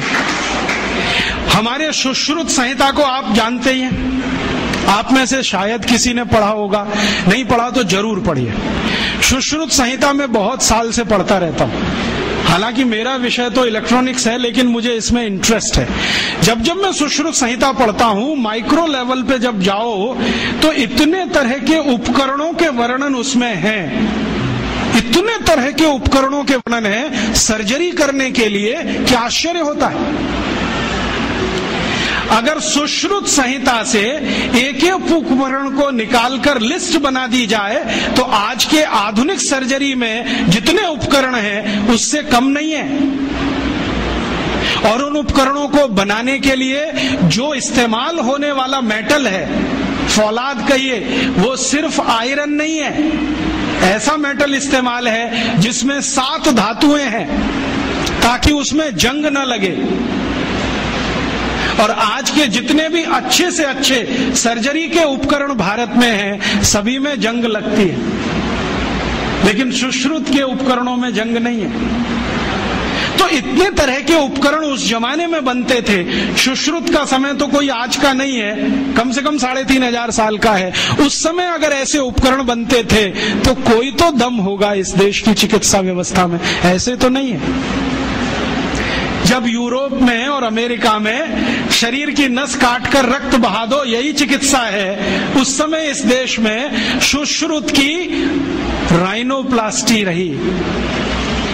आपको मालूम है, राइनोप्लास्टी भारत ने दुनिया को सिखाया, और राइनोप्लास्टी के भारत में 1500 से ज्यादा केंद्र थे अंग्रेजों की ईस्ट इंडिया कंपनी के आने के पहले तक। उनके स्थान और पूरे वर्णन मेरे पास है, और अंग्रेजों के दस्तावेज में से निकाले हुए हैं। भारत में सबसे बड़ा राइनोप्लास्टी का केंद्र था कांगड़ा। कांगड़ा कहाँ है? शिमला के आगे, हिमाचल में। और कांगड़ा और उसके आसपास में 700 केंद्र थे जो राइनोप्लास्टी सिखाते थे। दक्षिण में जबरदस्त केंद्र थे राइनोप्लास्टी के। मैसूर स्टेट है ना, मैसूर स्टेट में 150 से ज्यादा केंद्र थे आज से 200 साल पहले। एक पुरानी कहानी है जो दस्तावेजी है, कल्पना की नहीं है। एक अंग्रेज अधिकारी था कर्नल कूट, वो हैदर अली से लड़ा। हैदर अली ने उसको परास्त किया। परास्त करने के बाद उसकी नाक काट दिया, क्योंकि हमारे राजा ज्यादा से ज्यादा यही करते थे, गला नहीं काटते थे, नाक काट दिया, कान काट दिया। क्यों? क्योंकि नाक कटना ही बहुत बड़ी बदनामी होती थी। तो नाक काट दिया उसका। कटी हुई नाक लेके वो भागा कर्नल कूट। वो खुद अपनी डायरी में लिख रहा है कि जब मैं युद्ध में हार गया, हैदर अली ने मुझे नाक काट दी, हाथ में लेकर मैं भागा, और हैदर अली की सीमा खत्म हुई मैसूर राज्य की, तो बेलगाम नाम का एक गांव आया। वहां पर एक वैद्य ने मेरी सर्जरी की। 21 दिन मुझे अपने घर में रखा, सर्जरी करके लेपन लगाया, मेरी नाक जोड़ दिया। और आज मैं पार्लियामेंट के सामने कह रहा हूं कि भारत के वैद्यों को इतना ज्ञान है, वो ये सब कर सकते हैं। इसलिए हमें भारत में अपने लोगों को भेजकर ये विद्या सीखनी चाहिए। ये उसका भाषण है हाउस ऑफ कॉमन्स। तो कर्नल कूट के इस भाषण को सुनने के बाद अंग्रेजी सरकार ने तय किया चलो कुछ लोगों को भेजो। तो अंग्रेज आए, उन्होंने यहाँ सर्जरी सीखना शुरू किया, और जो अंग्रेजों ने सर्जरी सीखा है वो लिख रहे हैं कि जो जातियां भारत में सर्जरी में मास्टर थी वो सब नाई थे। नाई समझते हैं? बाल काटने वाले, ये सब सर्जन थे 200 साल पहले। हाँ, सब सर्जन थे 200 साल। अब जरा सोचो कि नाई अगर सर्जन रहे हों तो वो पिछड़ी जाति कैसे हुई? अंग्रेजों ने उनको 1881 के सर्वे में पिछड़ी जाति घोषित किया। उसके पहले इस देश में नाई कभी भी पिछड़ी जाति में नहीं थे। 1881 में सेंसस हुआ सबसे पहला, और आज तक वो चल रहा है, हर 10 साल में होता है जनसंख्या का गणना। अंग्रेजों ने पहली गणना में नाइयों को पिछड़ा वर्ग में डाल दिया, और एक अंग्रेज कहता है कि ये अच्छा ही है क्योंकि ये विद्या में इतने ऊंचे हैं, अगर इनको नीचे नहीं लाओगे ये गुलामी कभी स्वीकार नहीं करेंगे। और आज हमारी सरकार भी उनको पिछड़ा ही कहती है। उनके हाथ में इतना हुनर है, उंगलियों में इतनी फ्लेक्सिबिलिटी है, वो आप देखते हैं ना बाल काटते समय, वो गर्दन भी काट सकते हैं, सोचो ना। और इतनी सफाई से उस तरह चलाते हैं, उस तरह से वो किसी ट्यूमर को भी काट के निकाल सकते हैं। ये सब बहुत बड़े सर्जन रहे। और आज से 200 साल पहले के दस्तावेज बताते हैं कि कांगड़ा और उसके आसपास, कुर्ग और उसके आसपास, मैसूर और उसके आसपास जितने सर्जरी सिखाने वाले केंद्र थे, उन सबके आचार्य नाई ही थे जातियों। ये सब सर्जन थे, और इन्होंने जो सर्जरी सिखाई है वो हिंदुस्तान के गांव-गांव फैलाई। फिर अंग्रेजों ने क्या किया, ये जो सर्जरी सिखाने वाले केंद्र थे इन सबको गैर कानूनी घोषित कर दिया। एक कानून बनाया जिसका दुर्भाग्य से नाम है इंडियन एजुकेशन एक्ट। उसमें इंडियन कुछ भी नहीं है, नाम उसका इंडियन एजुकेशन एक्ट। उस कानून में उन्होंने ये तय किया कि भारतीय विद्याओं को सिखाने वाले जितने भी केंद्र हैं वो सब गैर कानूनी। तो उन पे ताले डलवाए गए, नहीं डाले तो मरवाया गया, उनको आग लगवाई गई, कितने लोगों को जिंदा जला दिया। वो कहानी सुने तो आपकी आंखों से आंसू निकल आए। ये अत्याचार 100 साल हुआ, उसमें ये विद्या खत्म हो गई। और फिर बेईमान अंग्रेजों ने क्या किया कि यहां से सर्जरी सीखा और उनके अपने रिकॉर्ड्स में वो सब है, हिंदुस्तान को ये बताया कि देखो हम तुम्हें वापस सिखा रहे हैं। और यहां से सर्जरी सीखकर जो डॉक्टर बने लंदन में, उन्होंने fellow of the royal society की स्थापना की, जिसमें डिग्री लेने के लिए आज हमारे डॉक्टर जा रहे हैं। और उस प्रमाण पत्र को लाके दरवाजे पे बड़ा टांगते हैं, मैं देखो FRS, उसमें शहद लगा के चाटो तो विटामिन C भी ना मिले। ये स्थिति है, इतना उलट गया सब कुछ। सर्जरी में ये था, मेडिसिन में इससे अद्भुत था भारत। और मेडिसिन में अद्भुत होने का कारण है विशेष किस्म की दवाएं यहाँ पर हैं। ऐसी ऐसी अद्भुत दवाएं हैं जो आप कल्पना नहीं करें, काम ना करे आपकी कल्पना। मैं आज भी ऐसे बहुत वैद्यों को जानता हूं जिनके पास कोई फॉर्मल एजुकेशन नहीं है, जो स्कूल कॉलेज में भी नहीं गए हैं। आपकी नाड़ी अगर पकड़ ली तो बता देंगे 7 दिन पहले से क्या क्या खा रहे हैं आप। और ज्यादा दूर नहीं है, इसी जयपुर शहर में उनका कोई फॉर्मल एजुकेशन नहीं है। वो सिर्फ नारी पकड़ते हैं। मैं गया हूं 2 बार, वो 7 दिन पहले का मुझे बता दिया, पिछले रविवार को ये खाया, सोमवार को ये खाया, मंगल को ये खाया, बुध को ये खाया। ये भाई कौन सा विज्ञान है? ये तो दुनिया से करोड़ों रुपए खर्च करके लाई गई मशीनें नहीं बता पाती कि हफ्ते भर पहले हमने क्या खाया था। और नाड़ी पकड़ के सारा का सारा डायग्नोज कर लेना कि आपको यही है और वही निकले, ये तो कुछ अद्भुत है। ये कोई सामान्य विद्या नहीं है भाई। मैंने ऐसे तमाम वैद्यों को देखा है जो नाड़ी पकड़ के बताते हैं कि आपको ट्यूमर है, गर्भाशय में है, यहाँ है, यहाँ है। और हम जब आधुनिक चिकित्सा शास्त्र में परीक्षण कराते हैं वही निकलता है। एक वैद्य तो मैंने ऐसे भी देखे हैं केरल में, कोटक्कला में, वो साइज बता देते हैं, इस साइज का है, नाड़ी पकड़ी और बता दिया इस साइज का है। और वही निकलता है। इसका माने इस भारतीय विद्या में कोई दम है, और वो दम अगर हमको दिखाई दे जाए तो आत्मविश्वास हमारा लौट आएगा और हमारी हीन भावना कुछ कम हो जाएगी, और हीन भावना कम हो जाए तो हम शायद दुनिया जीत लेंगे। गोस्वामी तुलसीदास ने एक बहुत अच्छी बात कही है, मन के हारे हार है, मन के जीते जीत। जो मन से हार गया वो सब कुछ हार गया। आप मन से हारना बंद कर दो, बहुत कुछ जीतने के लिए इस देश में। एक ताजा उदाहरण देता हूं। आजकल भारत में एक खराब बीमारी घुस गई है, चिकनगुनिया। लाखों लोग प्रभावित हैं। मैं 6 महीने से गांव-गांव घूम के उसका इलाज कर रहा हूं, और आपको सुनकर ताज्जुब होगा, ज्यादा लोगों को इलाज में मैं एक ही बात बताता हूं, तुलसी का काढ़ा पी लो। नीम की गिलोय होती है ना, उसको भी उसमें डाल लो, थोड़ा सूंठ डाल लो, थोड़ी छोटी पीपर डाल लो, बस ये 4-5 चीजें, और थोड़ा गुड़ डाल लो, क्योंकि ये कड़वा इतना है कि पी नहीं पाओगे। इतने मात्र से 3 खुराक में बीमारी ठीक हो रही है। और जो एलोपैथी से कर रहे हैं ना, बोवेरॉन के 3-3 इंजेक्शन ठोक दो, डाइक्लोफेनेक दे दो, और पैरासीटामोल भी दे दो, जो तुम्हारे पास है सब दे दो। 20-20 दिन से बिस्तर में पड़े तड़प रहे, 20-20 दिन से। अभी आज मैं आया भीलवाड़ा से, और आने का देरी का कारण भी यही है कि वहां 1 लाख लोग चिकनगुनिया से पीड़ित हैं। वहां डॉक्टर आते हैं, राजीव भाई जरा बताओ ना। मैंने कहा अपना इंजेक्शन खुद क्यों नहीं ठोक लेते? कहते हमें मालूम है इसके साइड इफेक्ट क्या है, तो पेशेंट को क्यों नहीं बताते? इतने हरामखोर हो। तुम्हें मालूम है कि इसका साइड इफेक्ट क्या है? वोवेरॉन लगाएंगे तो क्या होने वाला है? मुंह में छाले हो जाएंगे, गले में छाले हो जाएंगे, अल्सर भी हो सकता है। तुम जानते हो, फिर पेशेंट को क्यों नहीं बताते?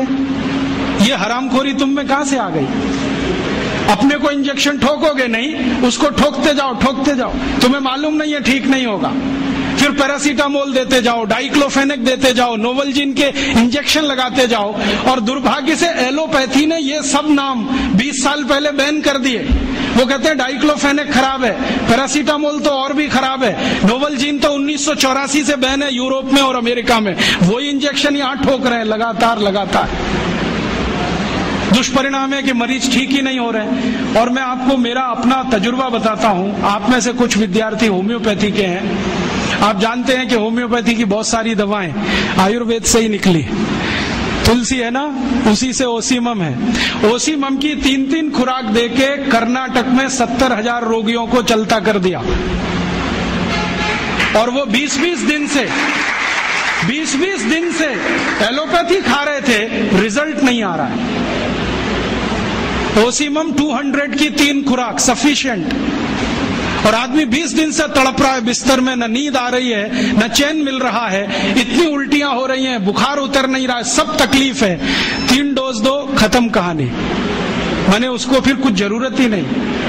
और फिर आज स्थिति यह है कि कर्नाटक सरकार ने हमारे ये कैंपों के रिजल्ट देखने के बाद अपने डायरेक्टर्स और जॉइंट डायरेक्टर सबको लाइन से लगा दिया, जाओ राजीव दीक्षित के पास, सीखो उससे वो क्या दे रहा है और रिजल्ट क्यों आ रहा है। हमने 70,000 पेशेंट को दवा दी, 6 मरे, और उन्होंने 1,22,000 को दी, उसमें से मुश्किल से 6 बचे। ये कर्नाटक का हाल है। कर्नाटक में चिकनगुनिया इतना बुरी तरह से फैला है, कोई गांव नहीं बचा जहां चिकनगुनिया ना हो। मेरी तो स्थिति यह है कि कार्यकर्ता कम पड़ गए, डॉक्टर कम पड़ गए।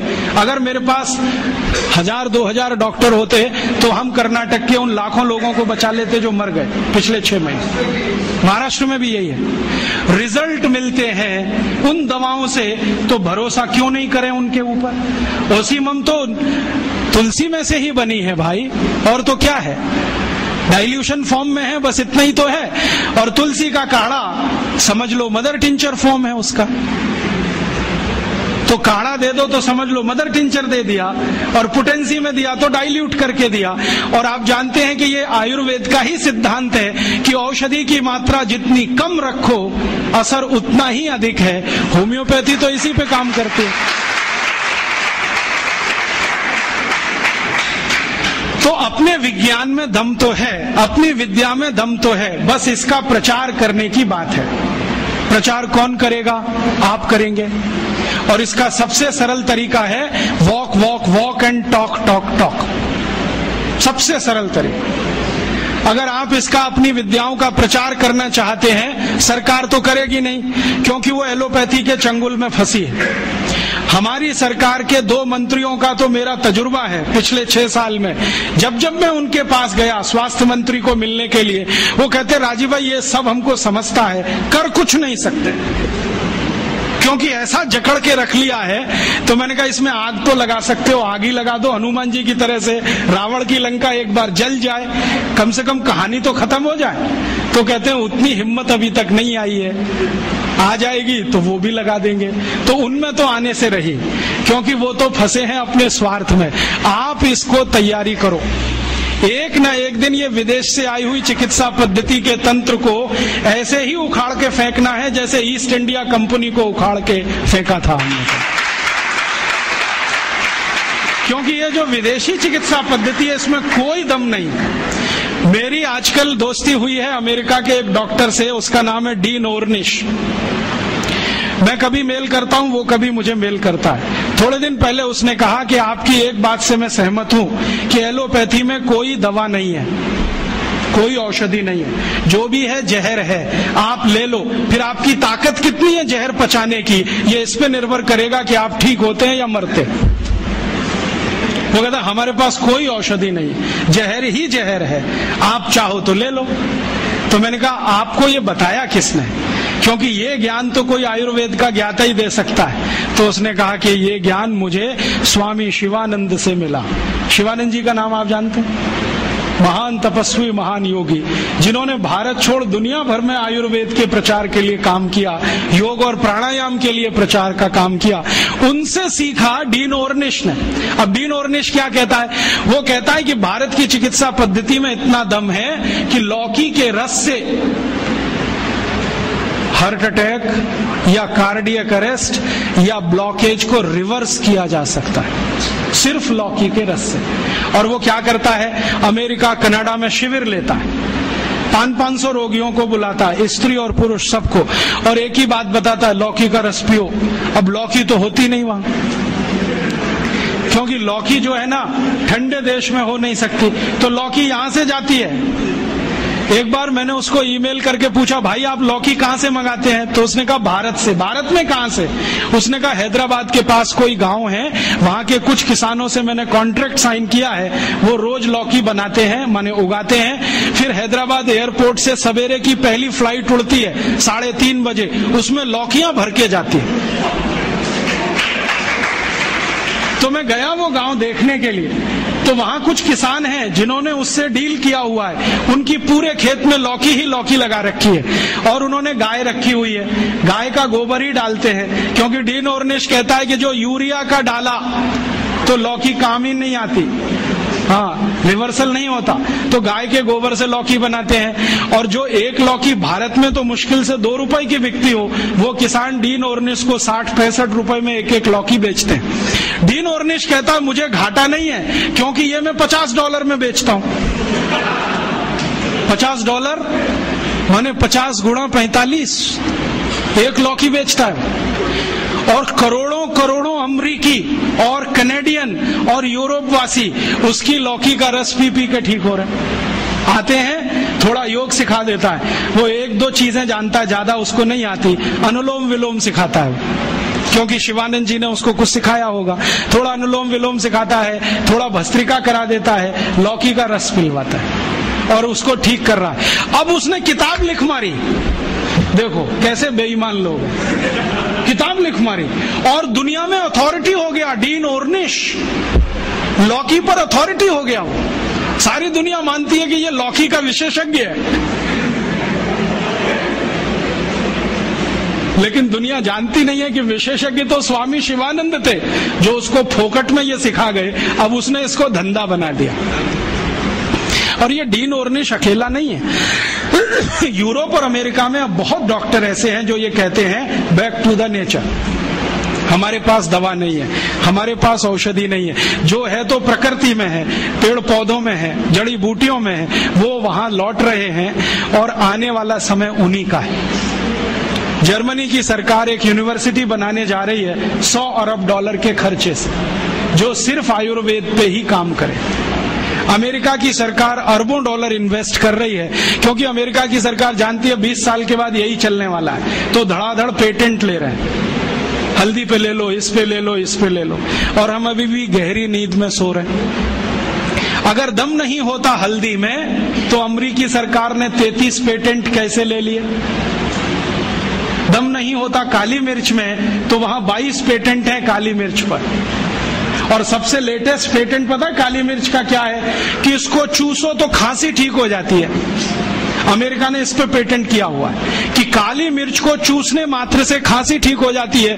ये तो हमारे देश में लाखों माताएं बहनें रोज करती हैं, सब जानते हैं कि काली मिर्च को चूसो तो खांसी ठीक हो जाती है। उन्होंने पेटेंट करा लिया इस पर, हमें मालूम ही नहीं है। अब तो गोमूत्र पर पेटेंट करा ले रहे हैं तो वो तो लूट रहे हैं हमारी संपत्ति को। हम सो रहे हैं अभी भी कुंभकर्ण की नींद में। तो मैं आपसे कहने आया, जागो, इस भारतीय चिकित्सा व्यवस्था का प्रचार करो, और इतना प्रचार करो कि ये एलोपैथी बह जाए यहां से, क्योंकि हमें ये चाहिए नहीं और इसकी हमें आवश्यकता भी नहीं है।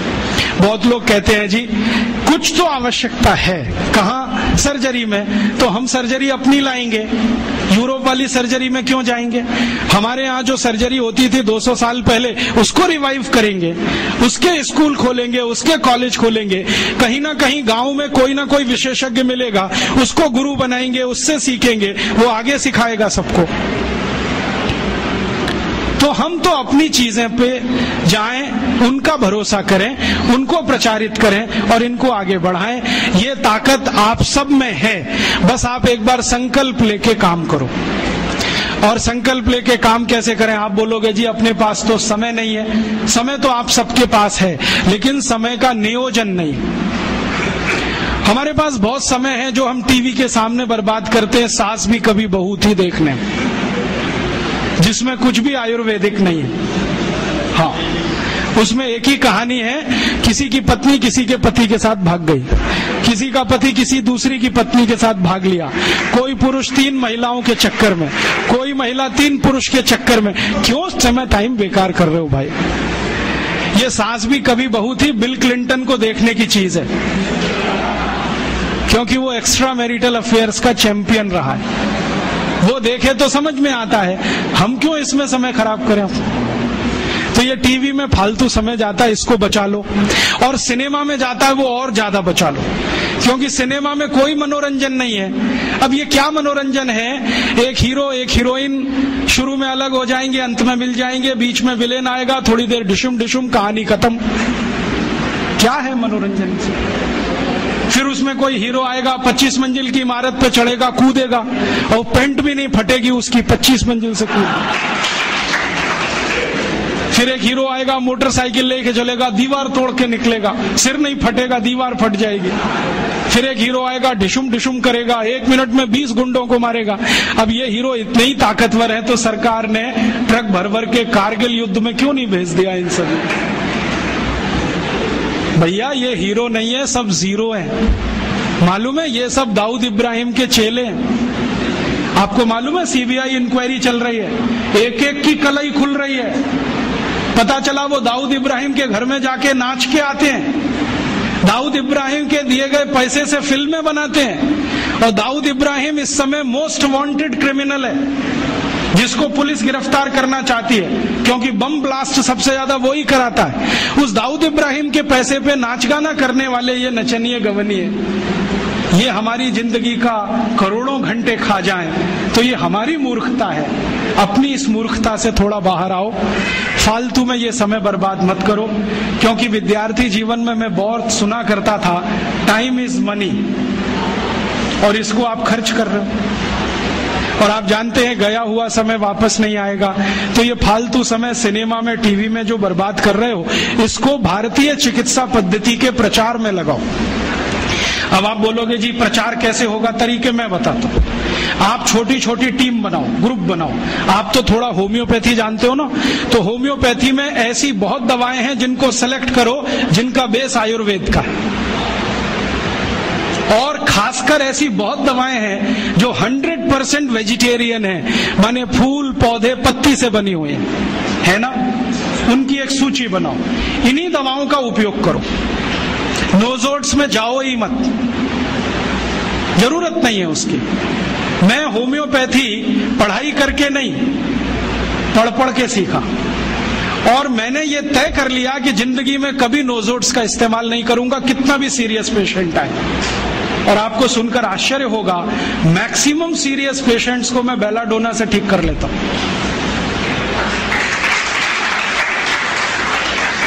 एक बार एक होम्योपैथी कॉलेज के प्रिंसिपल ने मुझे पूछा कि राजीव भाई, आपकी बेलाडोना इतनी पसंदीदा मेडिसिन क्यों है? मैंने कहा ये सभी क्रोनिक केस क्लियर करती है।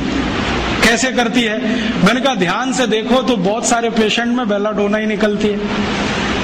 हम ध्यान नहीं देते इसलिए इधर उधर भटकते रहते हैं। जब अकेली बेलाडोना इतने काम कर सकती है तो काय को ऐसी मेडिसिन में जाना जो अपनी चरित्र से, प्रकृति से, स्वभाव से मेल नहीं खाती।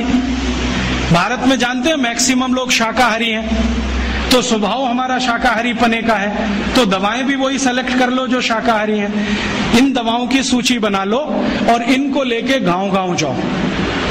रविवार में जब छुट्टी होती है 2-3 घंटे के चिकित्सा शिविर लगाओ, पहले उनको थोड़ा चिकित्सा का ज्ञान दो। हमारे देश में अब मुझे ये समझ में आने लगा है कि किसी भी भारतीय नागरिक को चिकित्सा सुविधा की जरूरत नहीं है, चिकित्सकीय ज्ञान की जरूरत है। हेल्थ फैसिलिटीज नहीं चाहिए, नॉलेज चाहिए।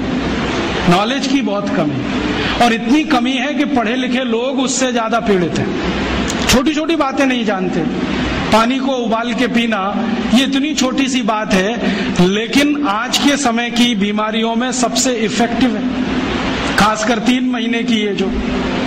तो आप उनको बता दो भैया पानी उबाल के पियो, उबाल के पानी पीने से क्या होता है वो समझा दो उनको, 10 मिनट में समझ में आ जाए। फिर उनसे कहो कि खाना खाते हो तो कुछ ये खाओ ये मत खाओ, क्योंकि दिनचर्या ऋतुचर्या जो आयुर्वेद की है ना वो जरूर सीख लो। दिनचर्या और ऋतुचर्या जरूर सीखो, आयुर्वेद की बहुत आवश्यक है। और आपको मैं एक किताब का नाम बोल के जाता हूं, इसको पढ़ो। भगवत गीता जैसे पढ़ी जाती है, रामचरितमानस जैसे पढ़ी जाती है, उस किताब का नाम है अष्टांग हृदय।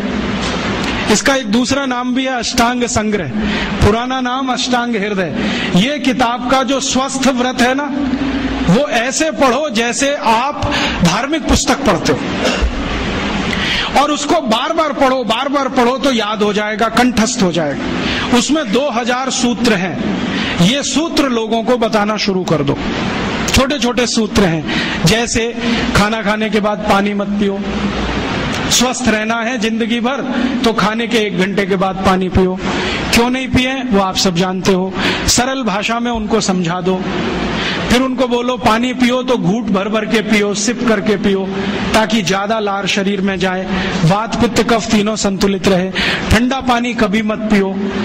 मैंने दुनिया में ठंडे पानी पीने वालों को बहुत देखा है। यूरोप और अमेरिका के लोग चिल्ड वाटर पीते हैं, बर्फ का पानी फ्रिज में रख के पीते हैं। परिणाम जानते हैं क्या होता है? सवेरे जब टॉयलेट रूम में जाते हैं तो 1-1 घंटे बाहर ही नहीं आते। उनको पूछो भाई तुम क्या कर रहे थे 1 घंटे वहां?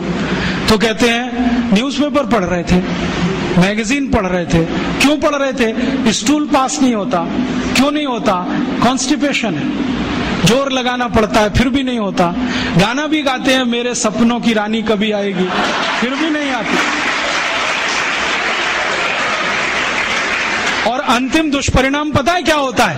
उनको पेट साफ तो होता नहीं, तो सांस में से भयंकर बदबू आती है। किसी अमेरिकन यूरोपियन के नजदीक बैठ जाओ, अगर वो लिस्ट्रीन स्प्रे करके नहीं आया तो 1 मिनट नहीं बैठ सकते।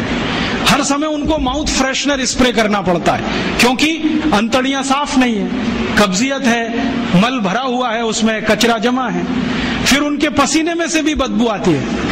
क्यों? कब्जियत बहुत है। और पसीने की बदबू दूर करने के लिए डिओडोरेंट स्प्रे करते रहते हैं। और आप तो सब जानते हो कि अगर कब्जियत है तो बाल भी कड़क रहते हैं, तो उन कड़क बाल को सॉफ्ट करने के लिए क्या क्या सब करते हैं। शैम्पू लगाते हैं, शैम्पू के बाद पता नहीं क्या क्या लगाते हैं। ये सब वो जो करते हैं ना, उनकी मजबूरी है, स्टेटस सिंबल नहीं है। इसको अपने दिमाग से निकाल दो कि ये कोई स्टेटस सिंबल। तो सरल भाषा में समझाओ, ठंडा पानी पीने से ये होता है, मत पियो, समझ जाएंगे। फिर उनको बोलो सवेरे उठो तो सबसे पहले पानी पियो। फिर उनसे बोलो खाना खाओ तो बैठ के खाओ, कभी भी खाना खाओ तो पूर्व दिशा में सिर करके मुंह करके खाओ, सो तो पूर्व दिशा में। ये अष्टांग हृदय में इतने अद्भुत छोटी छोटी बातें हैं तो संस्कृत में है, लेकिन अब तो उसका हिंदी भी आने लगा है। तो हिंदी ले लो, हिंदी वर्जन ले लो, इसको पढ़ो, बार बार पढ़ो और ये जाके गांव में सबको बताओ। फिर उनको कहो देखो ये तो है स्वस्थ रहने के लिए, अब तुम बीमार पड़ो तो बताओ तुम्हारी बीमारी क्या है। ये बीमारी है तो ये दवा है, ये बीमारी है तो ये दवा है। और मेरा आपसे एक निवेदन जरूर है कि अगर आप होम्योपैथी से भी इलाज करो तो उसकी मूल दवा जरूर बता दो। उनको ये ग्रीक और रोमन नाम में मत फंसाओ। आप कहोगे जी मैं तो ऑसीमम दे रहा हूं, ये उनको कहो ये तो तुलसी का रस है भैया, तुम्हारे घर में फूलों से बनी हुई है, आसानी से मिलती है, जयपुर में मिलती है, दिल्ली में मिलती है। भंडारी वालों को अक्सर ऑर्डर दे के रखो, हमको इतनी भेजो। उनको जो पता चल गया कि आप प्रचार के लिए कर रहे हो तो मुफ्त में भी दे देंगे आपको। तो इस तरह से आप गांव गांव जाओ, छोटे छोटे शिविर लगाओ, गांव वालों को इकट्ठा करो। गांव वाले बहुत दुखी हैं, शहर वाले भी दुखी हैं, वैसे तो वो दुखी हैं। इसका यही सबूत है कि रामदेव जी आए जयपुर में सवेरे 4 बजे तो सब लोग पहुंच जाते हैं वहां, पैसा भी देते हैं, समय भी देते हैं। और 4 बजे रामदेव जी कहें टांग ऊपर उठा लो तो उठा लेते हैं, कहें सिर नीचे कर दो तो कर लेते हैं, ऐसे कर लो तो कर लेते हैं। क्यों? परेशान है, दुखी है, शरीर उनका साथ नहीं दे रहा है। और इतने दुखी है कि रामदेव जी तो क्या, कोई टिम्बकटू आ जाए उसी के सामने वो आ जाएंगे और वो दुनिया भर में घूम के आते हैं अपनी अपनी छोटी छोटी बीमारियां लेके। तो इन जो दुखी लोगों का थोड़ा थोड़ा आप मदद कर दो इलाज के रूप में, ये सब आपके भगत हो जाएंगे। और ये भगत हो जाएंगे तो कहो आप भी प्रचार करो इसका, वो भी करें, आप भी करो, तो ये इतना तेजी से मल्टीप्लाई करेगा कि 2-5 साल में एलोपैथी का बाजा बज जाएगा। और बजा देना है अपने को, हाँ, ये संकल्प लेके चलो कि इनका बाजा हमको बजाना है। मैं बहुत जल्दी एक टीवी चैनल शुरू करने जा रहा हूं एलोपैथी का बाजा बजाने के लिए। इनकी सब पोल खोलनी है मुझे, हाँ, इनकी इतनी पोल है मेरे पास कम से कम 1,500 से ज्यादा डॉक्यूमेंट्स हैं जो एलोपैथी के गंदेपन को सिद्ध करने वाले हैं, इनकी निकृष्टता को सिद्ध करने वाले हैं। ये कितने अनसाइंटिफिक हैं वो बताने वाले हैं, कितने डॉगमेटिक हैं वो बताने वाले हैं। मेरे पास ऐसे बहुत इंटरव्यूज हैं बड़े बड़े डॉक्टरों के, वो कहते हैं कि हम कोई डायग्नोसिस नहीं करते, तीर मारते, लग गया तो ठीक, नहीं तो तुक्का। और वो कहते हैं हम तो एक ही सिद्धांत पे काम करते हैं, ट्रायल एंड एरर, देते जाओ गलतियां करते जाओ, देते जाओ गलती, भले मर जाए पेशेंट उसमें। हमारे पास तो कम से कम ये नहीं है ट्रायल एंड एरर वाला। हम तो जानते हैं कि तुलसी है तो उसके ये गुण हैं तो ये रिजल्ट आना ही चाहिए, मेथी है तो उसके ये गुण हैं तो ये रिजल्ट आना ही चाहिए। हमको सब मालूम है, फिक्स है, यहाँ वेरिएशन नहीं है। मेथी के जो रिजल्ट चरक ऋषि को मिले वो आज भी मिलते हैं, इसमें इतना सातत्य है, वेरिएशन कहीं भी नहीं है। तो जो विज्ञान में सातत्य होता है, सत्य ज्ञान वही होता है। तो हमारे पास जो सत्य ज्ञान है इसको लेकर आगे बढ़ें और इसके अपने जीवन में भी और दूसरों के जीवन में प्रयोग करने के लिए प्रेरित करें। छोटी छोटी कुछ बातें आप भी अपने जीवन में करो। ये एलोपैथी में से निकले हुए जो भी बाई प्रोडक्ट्स हैं ना, इनको जीवन में इस्तेमाल मत करो। जैसे टूथपेस्ट, ये तो भारत का नहीं है ना, ये तो एलोपैथी का है। और यूरोप वाले टूथपेस्ट इसलिए घिसते हैं कि मसूड़े बहुत उनके हार्ड है, कड़क है, क्योंकि बर्फ के नजदीक रहते हैं। मसूड़े कड़क हैं तो ब्रश जो है ना प्लास्टिक का भी चलेगा, उसको घिसें तो ज्यादा तकलीफ नहीं आएगी। और दूसरा, उनके पास दांत साफ करने के लिए कुछ है ही नहीं, करें क्या? वो बेचारे परेशान है, नीम का दातुन मिले, यूरोप में नीम होता ही नहीं है। वो परेशान है बबूल का दातुन मिले, बबूल होता ही नहीं है। वो परेशान है दंतमंजन मिले, दंतमंजन होने के लिए 18 जड़ी बूटी लगती है, वो होती ही नहीं है। तो ले दे के उनके पास एक ही चीज है, वो है सोडियम लॉरेल सल्फेट, माने डिटर्जेंट पाउडर, माने शैम्पू। उसी को घिसते हैं दांत में, बनाते हैं झाग और थूकते हैं वॉश बेसिन। और भाव क्या है? 27 रुपए का 100 ग्राम, 1 किलो 270 रुपए का। हम कैसे पागल लोग हैं। 150 रुपए किलो गाय का घी रोटी पे लगा के खाओ, 270 रुपए किलो का कोलगेट दांत पे रगड़ के वॉश बेसिन में थूको और कहो कि हम बहुत स्मार्ट हैं। तो मैं कहता हूं और स्मार्ट बनो। तो पूछते हैं करें क्या? मैं बोलता हूं ये 270 रुपए किलो का इतना महंगा कोलगेट है, थूकते क्यों हो?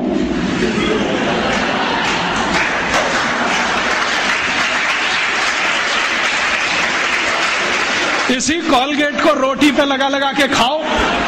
और वो कहते भी हैं कि इसमें कैल्शियम है, इसमें मिनरल्स हैं, तो खाओगे तभी तो काम आएगा। और खा नहीं सकते तो इंजेक्शन ले लो कोलगेट के, नहीं तो एनीमा तो ले ही लो, नहीं तो काम कैसे आएगा वो कोलगेट। इस मूर्खता में मत फंसो। ये कोलगेट, क्लोजअप, पेप्सोडेंट, सिबाका, फॉरेंस यूरोप की मजबूरी है, उनके यहाँ कुछ नहीं है। हमारे यहाँ पता है क्या है?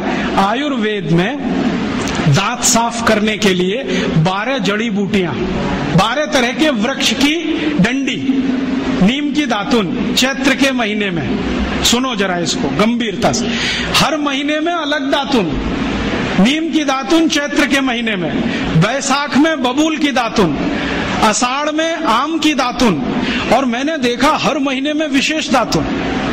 और इतना माइक्रो स्टडी किया गया हजारों साल कि चैत्र के महीने में शरीर की प्रकृति ऐसी रहती है तो नीम ही है जो बैलेंस कर सकता है, तो नीम की दातुन। बैसाख के महीने में ऐसी प्रकृति है तो बबूल बैलेंस करता है, तो बबूल का दातुन। आषाढ़ में ऐसा है तो आम बैलेंस करता है, ये बैलेंस कर। तो इतने बड़े साइंस को छोड़कर आप फंस गए वो कोलगेट में। खत्म करो ये कोलगेट। हम तो मजबूर नहीं है, गांव गांव में नीम मिलता है, बबूल मिलता है, तो नीम बबूल का दातुन करो, नहीं मिलता तो दंत मंजन करो। ऐसे यूरोप से आए हुआ ये जो शैम्पू है, ये वो लगाते हैं इसलिए कि बाल कड़े हैं, कड़क है। कड़क इसलिए कि पेट साफ नहीं है, कब्जियत है। आपको शैम्पू की क्या जरूरत है? आपको बाल ही साफ करने हैं तो आयुर्वेदिक औषधि है, आंवला, रीठा, शिकाकाई गांव गांव मिलती है, कहीं से भी ले लो, इकट्ठा करके डिब्बे में रख लो, बराबर मात्रा में मिला लो, 1 चम्मच गर्म पानी में डालो, सवेरे उस पानी से बाल धो लो। फिर कोई कहेंगे जी डैंड्रफ हो जाता है, तो उसके लिए नींबू का रस जिंदाबाद। नींबू के रस में थोड़ा गुड़ मिला दो और उसको बाल में लगा लो, सब डैंड्रफ निकलता है। एलोवेरा जिंदाबाद। ग्वारपाठा कहीं भी मिलता है, उसका रस ले लो, बालों में लगा लो, एकदम ठीक कर देगा। अपने पास कुछ कमी नहीं, तो अपनी जिंदगी में ये एलोपैथी निकालो। सवेरे ही सवेरे उठते हो, चाय पी लेते हो, कॉफी पी लेते हो। आयुर्वेद कहता है कि ये जो चाय कॉफी पिए तो जिंदगी भर बीमारी ही बीमारी। सवेरे का दिन शुरू करो पानी से, चाय कॉफी से नहीं, तो अपने आप स्वस्थ रहोगे। तो अपने जीवन में भी थोड़ा आयुर्वेद को लाओ। अपने जीवन में खान पान आयुर्वेद के हिसाब से, रहन सहन आयुर्वेद के हिसाब से, आचार व्यवहार आयुर्वेद के हिसाब। खान पान माने जो भारतीय है वही रखो। यूरोपीय अंग्रेजी खान पान, pizza, burger, hot dog, cold dog, chow mein, noodles, क्यों फंस गए इसमें? नाम भी बड़े विचित्र हैं। हॉट डॉग गरम कुत्ता, कोल्ड डॉग ठंडा कुत्ता। चाउमीन का क्या मतलब आप नहीं जानते, तो क्यों खा रहे हो? अपने यहाँ बहुत कुछ है खाने पीने के लिए। भारत तो ऐसा अद्भुत देश है कि जिस दिन जन्म लिया और जिस दिन मरो, हर दिन एक नई डिश बना के खा सकते हो। इतनी वैरायटीज हैं इस देश में। ये यूरोप में तो पाव और भाजी माने बर्गर, पिज्जा, ये सब पाव से ही बनता है। वो उनकी मजबूरी है, क्योंकि गेहूं तो है उनके यहाँ, गेहूं अपने यहाँ भी है, गेहूं का आटा बनाते हैं, हम भी बनाते हैं। आटे को गूंदना नहीं आता उनको, क्योंकि वो टेक्नोलॉजी आज तक वो सीख नहीं पाए, और हमने शायद ट्रांसफर भी नहीं किया होगा। तो आटा गूंदना नहीं आता, आटे को सड़ाना जानते हैं, तो सड़ाते हैं उसको। 20-20 दिन सड़ता है, और वो सड़े हुए आटे से पाव ही बन सकता है, ब्रेड ही बन सकती है। हम तो आटे को गूंदना जानते हैं। गूंदे हुए आटे में 48 मिनट के अंदर कुछ भी बना लो। पूरी है, कचौरी है, रोटी है, पराठा है, नान है, क्या क्या सब बना लो। उनका सड़ा हुआ आटा 2 ही चीज बनाएगा, पाव रोटी, डबल रोटी। तो वो पाव रोटी, डबल रोटी खाते, मजबूरी है, कुछ आता नहीं बनाना, हम क्यों खाएं ये सब? और वहां पाव रोटी खाएंगे सड़ी हुई, तो इसको पचाना है तो कोई एसिडिक चीज पीनी पड़ेगी, तो वो पेप्सी कोक पीते हैं।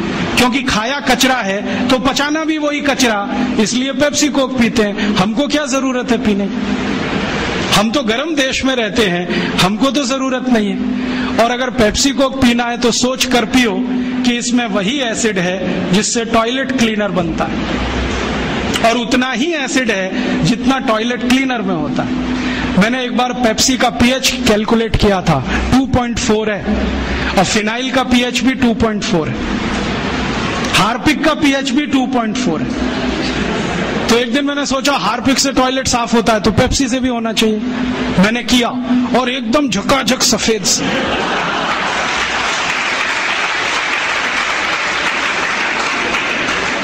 उस दिन से मैंने बोलना शुरू किया, ठंडा मतलब टॉयलेट क्लीनर। और हम पीते हैं, अकेले नहीं, घर में आने वाले मेहमान को भी पिलाते। हाँ, एक तरफ कहते हैं अतिथि देवता होता है, देवताओं को इस अंडा साफ करने का पानी पिलाते। ये पीने की चीज नहीं है। और अब तो आपको मालूम है ना, पेप्सी कोक में जहर भी है, DDT, बेंजीन हेक्साक्लोराइड, क्लोरोपाइरीफॉस, ये सब पेस्टिसाइड्स। और जो वैज्ञानिक इस पे रिसर्च करते हैं ना, वो कहते हैं कि 7 साल पेप्सी पियो तो अंतड़ियों में कैंसर हो जाएगा, 5 साल पियो तो नपुंसकता आ जाएगी। वैज्ञानिक तो बोलते हैं कि 1 इंजेक्शन पेप्सी ब्लड में लगाओ तो हृदय घात की संभावना पैदा हो जाए। कई वैज्ञानिकों ने यह सिद्ध किया है कि गर्भवती मां अगर कोका कोला पी ले तो गर्भ में बच्चा विकलांग पैदा हो। आंख में पेप्सी कोक डाल दिया तो आंखों की रोशनी चली जाए, दांत डाल दिया तो दांत गायब हो जाता है। अभी ये कोई पीने की चीज? मत पियो। अपने पास बहुत कुछ है पीने के लिए, संतरे का रस, मौसमी का रस, नींबू की शिकंजी, नारियल का पानी, दही की लस्सी, गाय का दूध, कुछ नहीं मिले तो घड़े का पानी। तो ये अमेरिका और यूरोप से जो कुछ आया ये हमारी जिंदगी में रहे जरूरी नहीं है। डिओडोरेंट इस्तेमाल मत करो, वो क्यों करते हैं मैंने बताया, पसीने की बदबू आती है, आपको क्यों आनी चाहिए? और अगर आती है तो पेट ठीक करो, स्प्रे करने से कुछ नहीं होगा। मुंह में लिस्ट्रीन वो स्प्रे करते हैं, पेट साफ नहीं है, आप अपनी कब्जियत ठीक करो। तो उनकी नकल मत करो, क्योंकि वो एक खास तरह की व्यवस्था में रहते हैं, हम दूसरे तरह की व्यवस्था में रहते हैं। ध्यान रखो, वो बहुत ठंड को झेलते हैं, हम इतनी ठंड नहीं झेलते, इसलिए वो चाय कॉफी पिए, उनका ब्लड प्रेशर बढ़ा रहे वो चलेगा, आपका थोड़ा भी बढ़ गया तकलीफ करेगी। तो अपनी जिंदगी में जो आयुर्वेद से आया, जो भारतीय विद्याओं ने सिखाया, वही अपने जीवन में लाओ और जीवन का एक सूत्र बनाओ, भारतीय बने और भारतीय चीजों का ही उपयोग करें।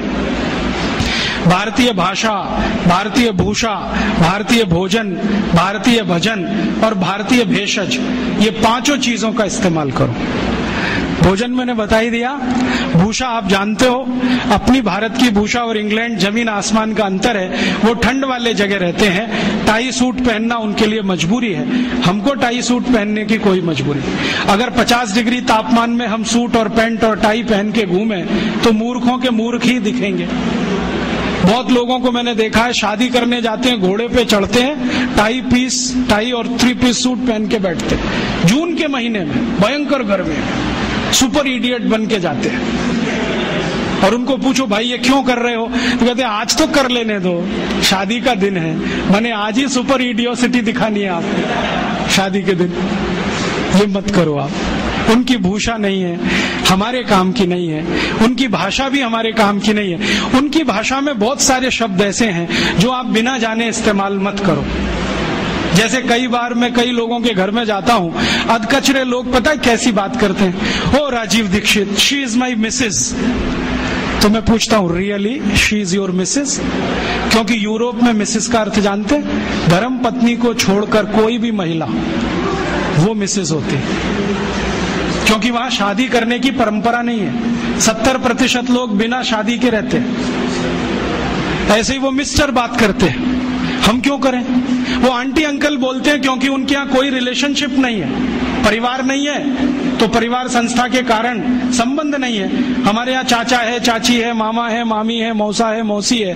भारतीय भाषा में थोड़ी दम ज्यादा है, इसका ही जीवन में है। तो भारत की भाषा, भारत की भूषा, भारत का भोजन, भारत का भजन, भजन माने संगीत, भारतीय संगीत।